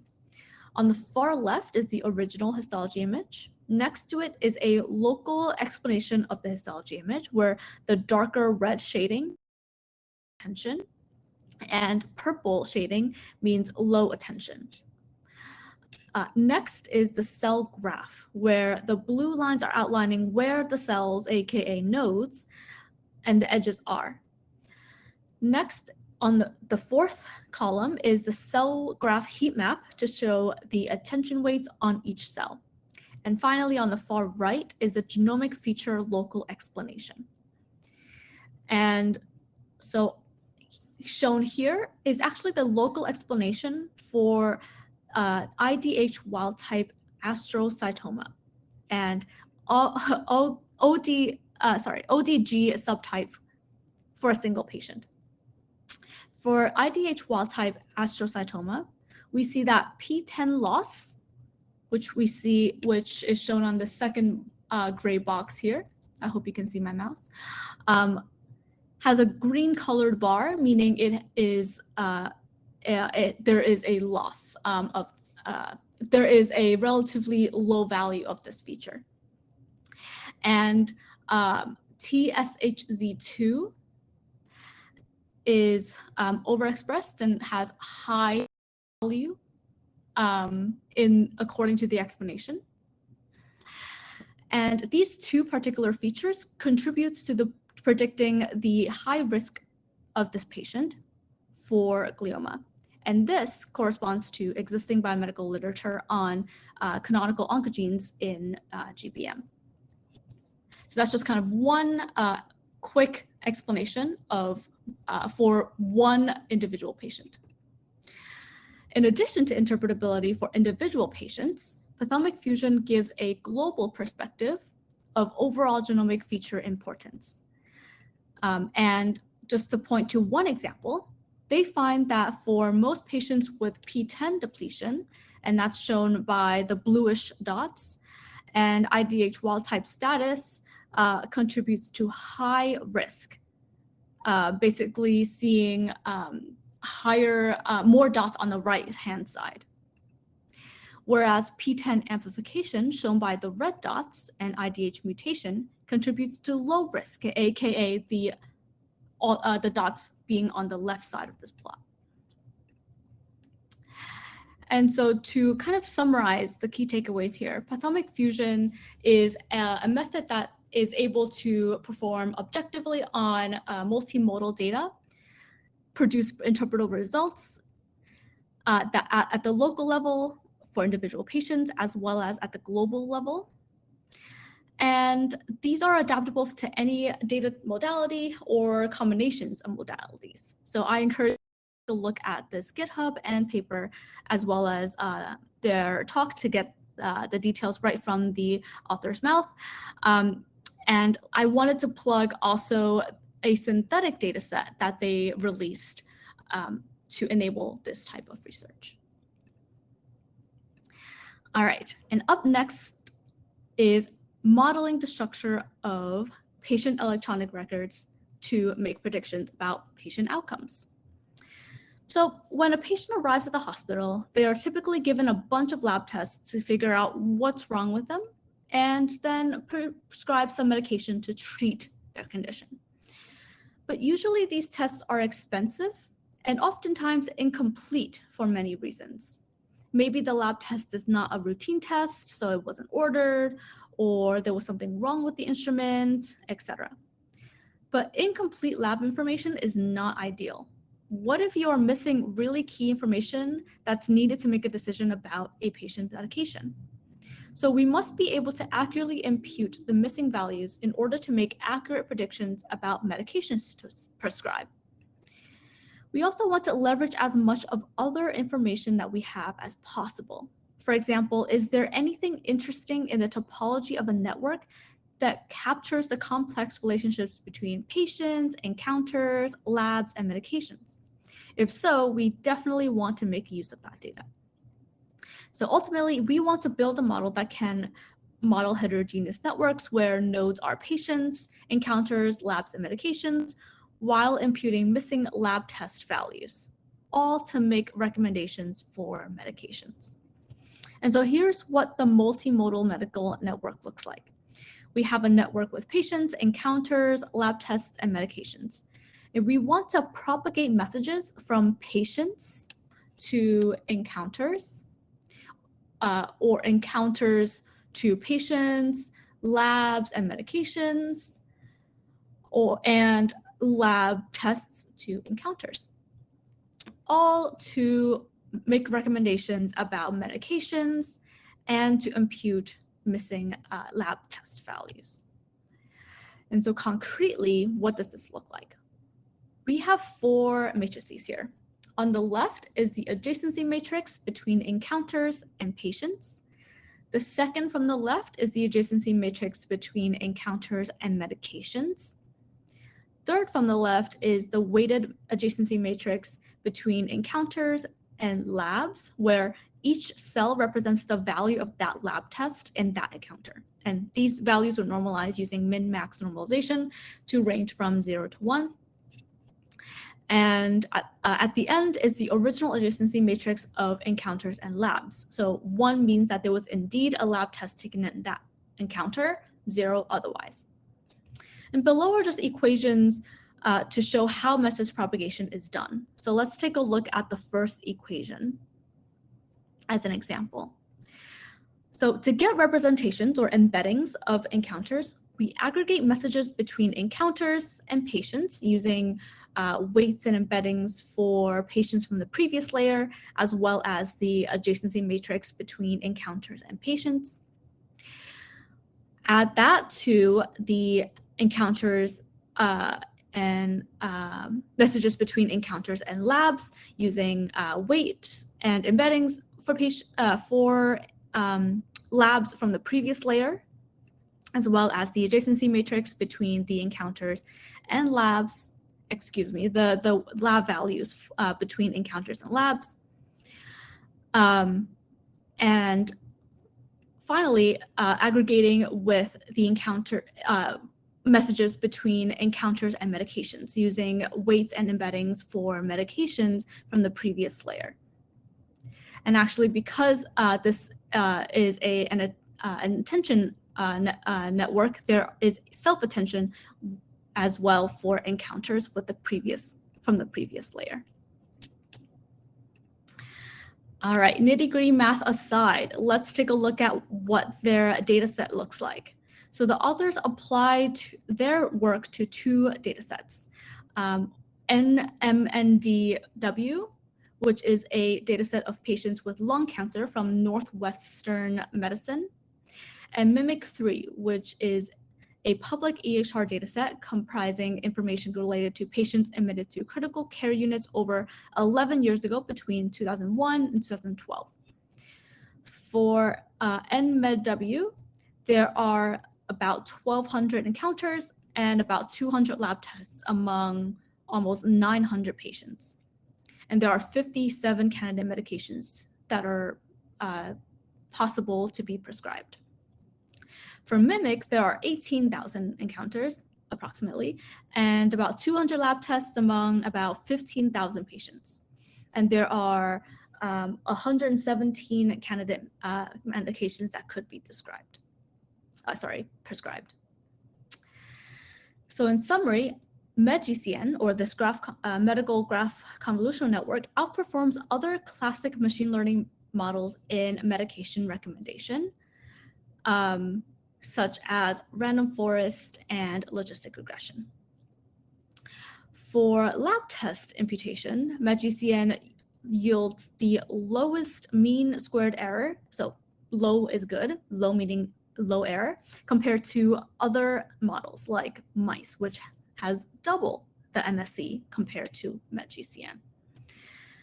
And so it's quite promising that MedGCN is able to incorporate complex associations between multiple medical entities like patients, labs, encounters, and medications. And it's able to do so in a multitask setting, as in it's able to recommend medications while imputing lab test values. So if you're interested in learning more about this work, please take a look at the paper and the GitHub repository. All right, handing it over for Marinka, Okay, great. Thank you so much, Michelle, for that. I'd like to take a bit broader look here, and in particular highlight an exciting emerging algorithmic area, which is incredibly relevant for applications of graph representation learning, particularly in precision medicine and in patient-centric and patient-level analysis. So the methods presented so far that Michelle has nicely introduced, the MedGCN and early the Pathomic fusion, have been designed for optimizing accuracy. So the loss functions on those models are designed to minimize the error or the probability of the predictions being correct, and just maximize accuracy and overall performance as much as possible. And so that is great, and this is really the desired goal in many, many applications. However, in precision medicine applications, there are some additional challenges that need to be taken into account. And more we see that accuracy alone is no longer enough, especially if we are thinking of taking some of these high capacity models and transitioning them into real world biomedical and clinical implementations, where the models would be used by practitioners, by clinical researchers or doctors to inform their decision making. In those situations where decisions can actually be about life or death of an individual, it is important to have to take into account other criteria as well, meaning that in addition to models to be accurate, we also need models that are and algorithms that are robust, models that behave responsibly, that have checks and balances built into their employment. Models that can produce explanations that can be meaningfully interpreted, even models that can preserve privacy of the data they were trained on, or identify mechanisms that have causal effects beyond associative effects. So these additional considerations in machine learning field are now studied under the broader umbrella known as trustworthy machine learning or trustworthy AI. And so they are becoming more and more important for graph neural networks as well. And so this is an emerging field with very few algorithmic advancements. So I will just mention in a slide or two one particular algorithm that is called Nifty. This algorithm was motivated by the observation that embeddings output by graph neural networks are increasingly considered for real-world implementations. And when that is the case, it's important to ensure that those representations are fair and stable, where they are considered in clinical settings in particular. So what Nifty does, it's a novel framework that can be used with any graph neural network of your choice. So it can be used with GraphSage, Gene, MedGC, and other architectures discussed during this tutorial to produce embeddings that are fair and stable. To quantify what fairness and stability of embeddings mean, this algorithm provides a novel formulation of an objective function that can simultaneously optimize for accuracy as well as fairness and stability of embeddings, and introduces a novel normalization of weights at individual hidden layers of a graph neural network to improve message passing of GNN models. Furthermore, this technique called Nifty is theoretically proven to produce embeddings that are fair and stable, which is a particularly desirable property. Intuitively, the way it works is that it takes of course, it can be endowed with a GNN architecture that takes us input a graph of nodes and edges and possibly some additional features on nodes. And that graph in clinical setting might also contain some sensitive or protected attributes, such as that of gender or sex. So then we would want to ensure that the resulting embeddings of that input graph are fair and stable. And the model will achieve that by taking the input graph, introducing small modifications or perturbations in that input graph, generating what is called what are called counterfactual graphs, and then the model will optimize the embeddings such that it would maximize similarity between embeddings learned on the raw input graph and embeddings learned on counterfactual graphs. And by maximizing similarity between those representations, it can generate embeddings that are not sensitive to protected attributes, and also embeddings that are not sensitive to slight modifications of graph structure. So they are more they're fair according to counterfactual fairness definition, as well as stable and robust. So a final slide in this section is then showing how this idea that Nifty algorithm put forward can be implemented with a variety of GNN architectures. This slide is listing a couple of them, going from the very classic graph convolutional neural network GCN to graph stage models, to graph isomorphism networks or gene models, jumping knowledge models, Infomax, and so on, which are popular graph neural network architectures. And then columns represent 3 distinct data sets, and each plot shows then the measurements of unfairness of the raw GNN architecture versus the improvement in fairness if that architecture is implemented with Nifty feature turned on. And we can see that indeed theoretical analysis is supported by empirical evidence. While this is exciting results, it can certainly point to an emerging field that can be of interest to many who are thinking about applying graph representation learning algorithms in the context of precision medicine. Okay, so let's summarize now the section on precision medicine applications with a poll question that says, and a Q&A session, of course, that is about the following: what other applications in precision medicine do you think require or should require these particular ethical considerations that should be taken into account more carefully? We are kind of looking forward to hear your thoughts on this question.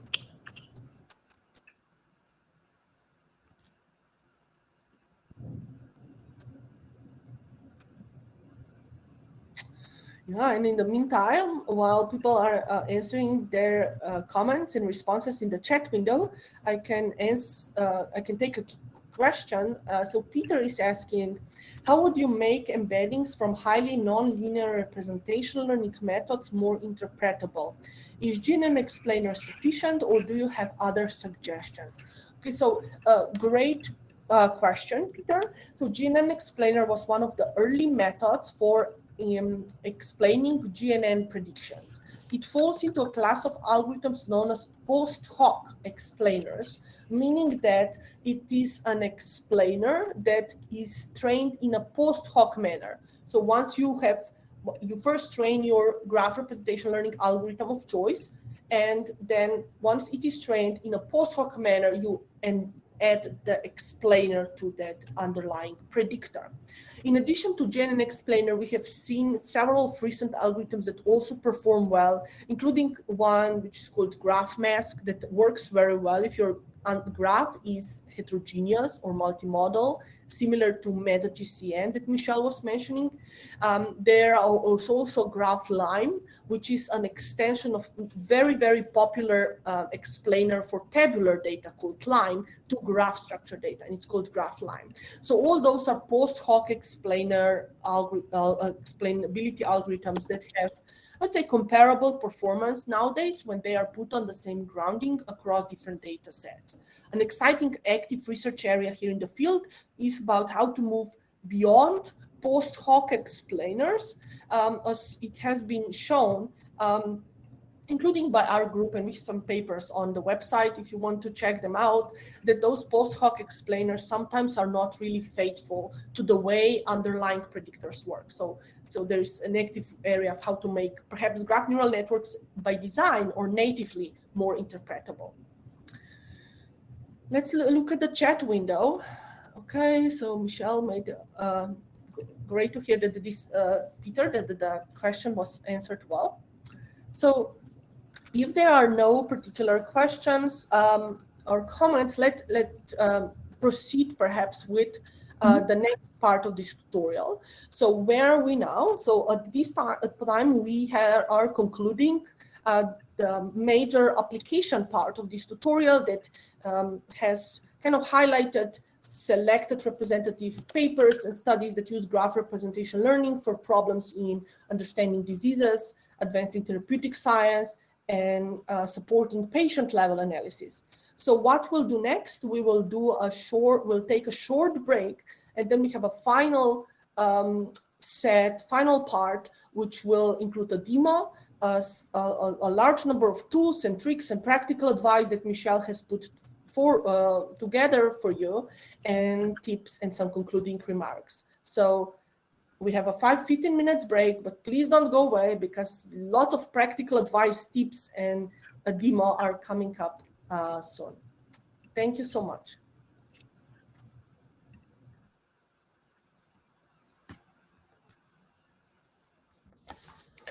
Okay, great. Welcome back. Great to see you all again.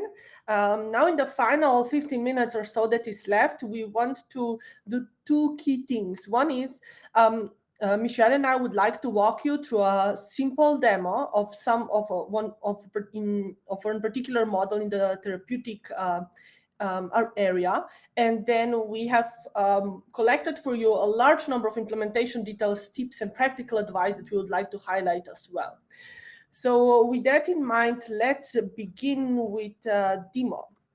So this hands-on part will rely on a tool called Mold Designer that is implementing a drug target binding affinity model and ADMET prediction model that use graph neural networks and message passing neural networks in particular. And the interface, the interactive interface to that model is available and made available through a tool called Gradio, which we both very highly recommend to quickly generate interactive user interfaces that can allow users to interrogate trained graph representation learning models and machine learning broadly.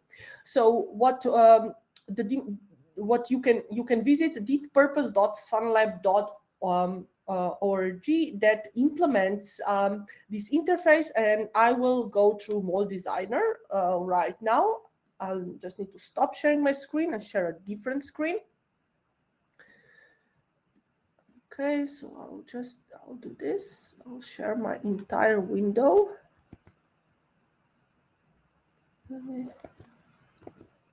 Okay, so here is Mold Designer, and Michelle, if you can put a link to the chat window for everyone to go to, that'd be greatly appreciated, and I hope you can see my screen. So the way Mold Designer works is the following. It takes as input amino acid sequence of a therapeutic target, which we can enter in this field. It takes as input a molecular graph, which we can enter in this second window. And what it will do then is, taking these two objects as input, we can select what is the algorithm that we want to use to predict affinity between that protein, binding affinity between the sequence of a candidate therapeutic target and the molecular structure that we entered above. And the model that we are particularly interested in now is called MPNN-CNN, which stands for a model that uses message passing graph neural network to a molecular graph and generate embedding of that molecular graph. And it uses a convolutional neural network, one-dimensional convolutional neural network, to generate an embedding of the protein amino acid sequence. And then it takes those two embeddings of the molecular graph and the amino acid sequence, combines them to get us to predict us affinity score. So we will select this model. And the other capability that Model Designer has is it can use message passing neural networks, so on the molecular graph structure, to predict molecular property of that compound. So let's try it out. What we have done is we have prepared an example for you that describes molecule, in particular ritonavir, which is a protease inhibitor that is used to treat HIV infections. And its molecular structure is linked from our tutorial website. It's given in SDF format, which is a popular format for molecules. And then we had pulled together two protein sequences. One is of nuclear receptor subfamily 1, group 1 member 2, which is a target of ritonavir, a known target of ritonavir. And then we also have a negative example here, a sequence of a protein that is not target of ritonavir. So if you go and click these links, you will download the files that you can then enter in the Model Designer interface. So let's do that together. So let's say our first query is to take the true actual target of ritonavir, so the nuclear receptor subfamily group 1 member 2. So here is its amino acid sequence. I will copy this sequence, which is the file that you can download from the tutorial website. I will put it here in this first amino acid sequence field. And then I will also go to the tutorial website and download this SDF file that describes the molecular structure of ritonavir HIV treatment. So I can download that SDF file, and then I can upload it to this designer. So I can simply select as a data format, molecular structure as represented as the SDF file, and I will load it from file. I have it saved here in my desktop as the file here, and here it is. So what we now have seen here is the sequence of an actual therapeutic, an actual target, and the molecular graph structure of ritonavir. We already have selected graph neural network as the desired model. So the only thing that we need to click is press the submit button, and what we get are predictions. So these predictions here in the bottom part of the page show the predicted binding affinity, and predicted binding affinity is very high, which is exactly what we expected to see, because we actually know that this is a real target of ritonavir, so the binding affinity should be high. Indeed, it is. And then we also get a variety of predictions for important ADMET endpoints involving absorption, distribution, metabolism, excretion, and toxicity of the molecular graph representing ritonavir. So let me now repeat the same exercise, but let me now replace the amino acid sequence of a real target with amino acid sequence of a protein that we know it's not target at all. So I go back to our tutorial web page and download this TXT file on beta-2 adrenergic receptor, open it, and if I do that, I can copy this amino acid sequence and put it into amino acid sequence field of the Model Designer. I will keep the molecular graph structure the same, so still ritonavir. But what we would expect now to get is, since we know that this therapeutic target since this protein is really not targeted by the drug, the binding affinity should be much lower. So let's click the submit button and see what we get. So we'll press the submit button. And so this is the resulting predictions that we get. You remember before it was over 1,000 nanomoles, and here it is less than, it's only 238.14. Substantially less than what it was before, and exactly that is what a well-trained, well-behaving model should actually predict, given that we know this is a negative example. So this is just a quick illustration of a Model Designer that is through a visual interface. For those who are interested in the code base, we encourage you that you go to this GitHub repository, and you also check where you can see all the PyTorch implementation of message passing neural network that is used to make these predictions, as well as go to the GitHub repository of Therapeutics data commons to get the data set that this model was trained on. And so now, since we have just final 5 minutes in our tutorial, I will stop sharing my screen and I'll give the floor to Michelle. Awesome. And as you are working through now different different ways of applying graph representation learning methods on biomedicine, here are some practical advice and tips. I won't go through all of them for the sake of time, but some categories are, I've listed under some categories, network and machine learning packages, some classic basics, as well as other specific graph machine learning specific packages that would be immensely useful for you to start with and to develop with. There are also really helpful developer tools for graphs and machine learning, as listed here, like visualizing networks using Gephi, visualizing models using weights and biases, and so on. And you'll notice that there are so many new packages and software being released all the time, but there's no need to be overwhelmed. Just stick with a few that you like and be proficient in them, because usually you can translate that, transfer that knowledge. Some helpful tools for programming, like types of notebooks that you could use, how to do version control, manage your environments, and so on, how to debug. I've listed a few implementation tips that are usually really useful, especially for graph representation learning, and some more tips on training in general for kind of data splits, evaluating data sets, evaluating the model, some common bugs that you might see when you're trying to implement the models, and some common model training issues. So these 4 slides contain really useful information, I hope, for you as you dive deep into implementing graph representation learning on your specific application of interest. Okay, great. Thank you, Michelle.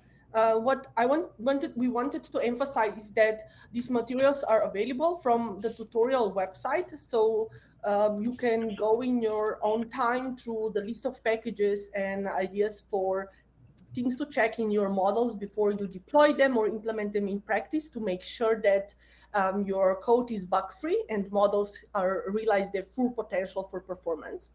So with that in mind, we are wrapping the tutorial now.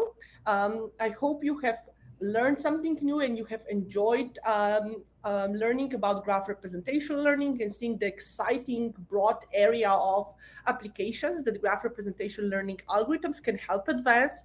To recap, in this tutorial, we covered prominent algorithmic directions in this in the graph representation learning field. We focused on applications related to the design of therapeutics, precision medicine, and modeling of diseases. And we had a very brief hands-on part or demo part with a large number of resources that supplement that component that are all linked from our website. Finally, there is a tutorial feedback link that the conference organizers have asked us to share with you. It's both shared in the chat window by Michelle. So the conference organizers are kindly requesting that you fill out that form and share your feedback with us and with them to see how we can make this tutorial even better moving forward. So with that in mind, we want to, Michelle and I, thank you for your participation in the tutorial.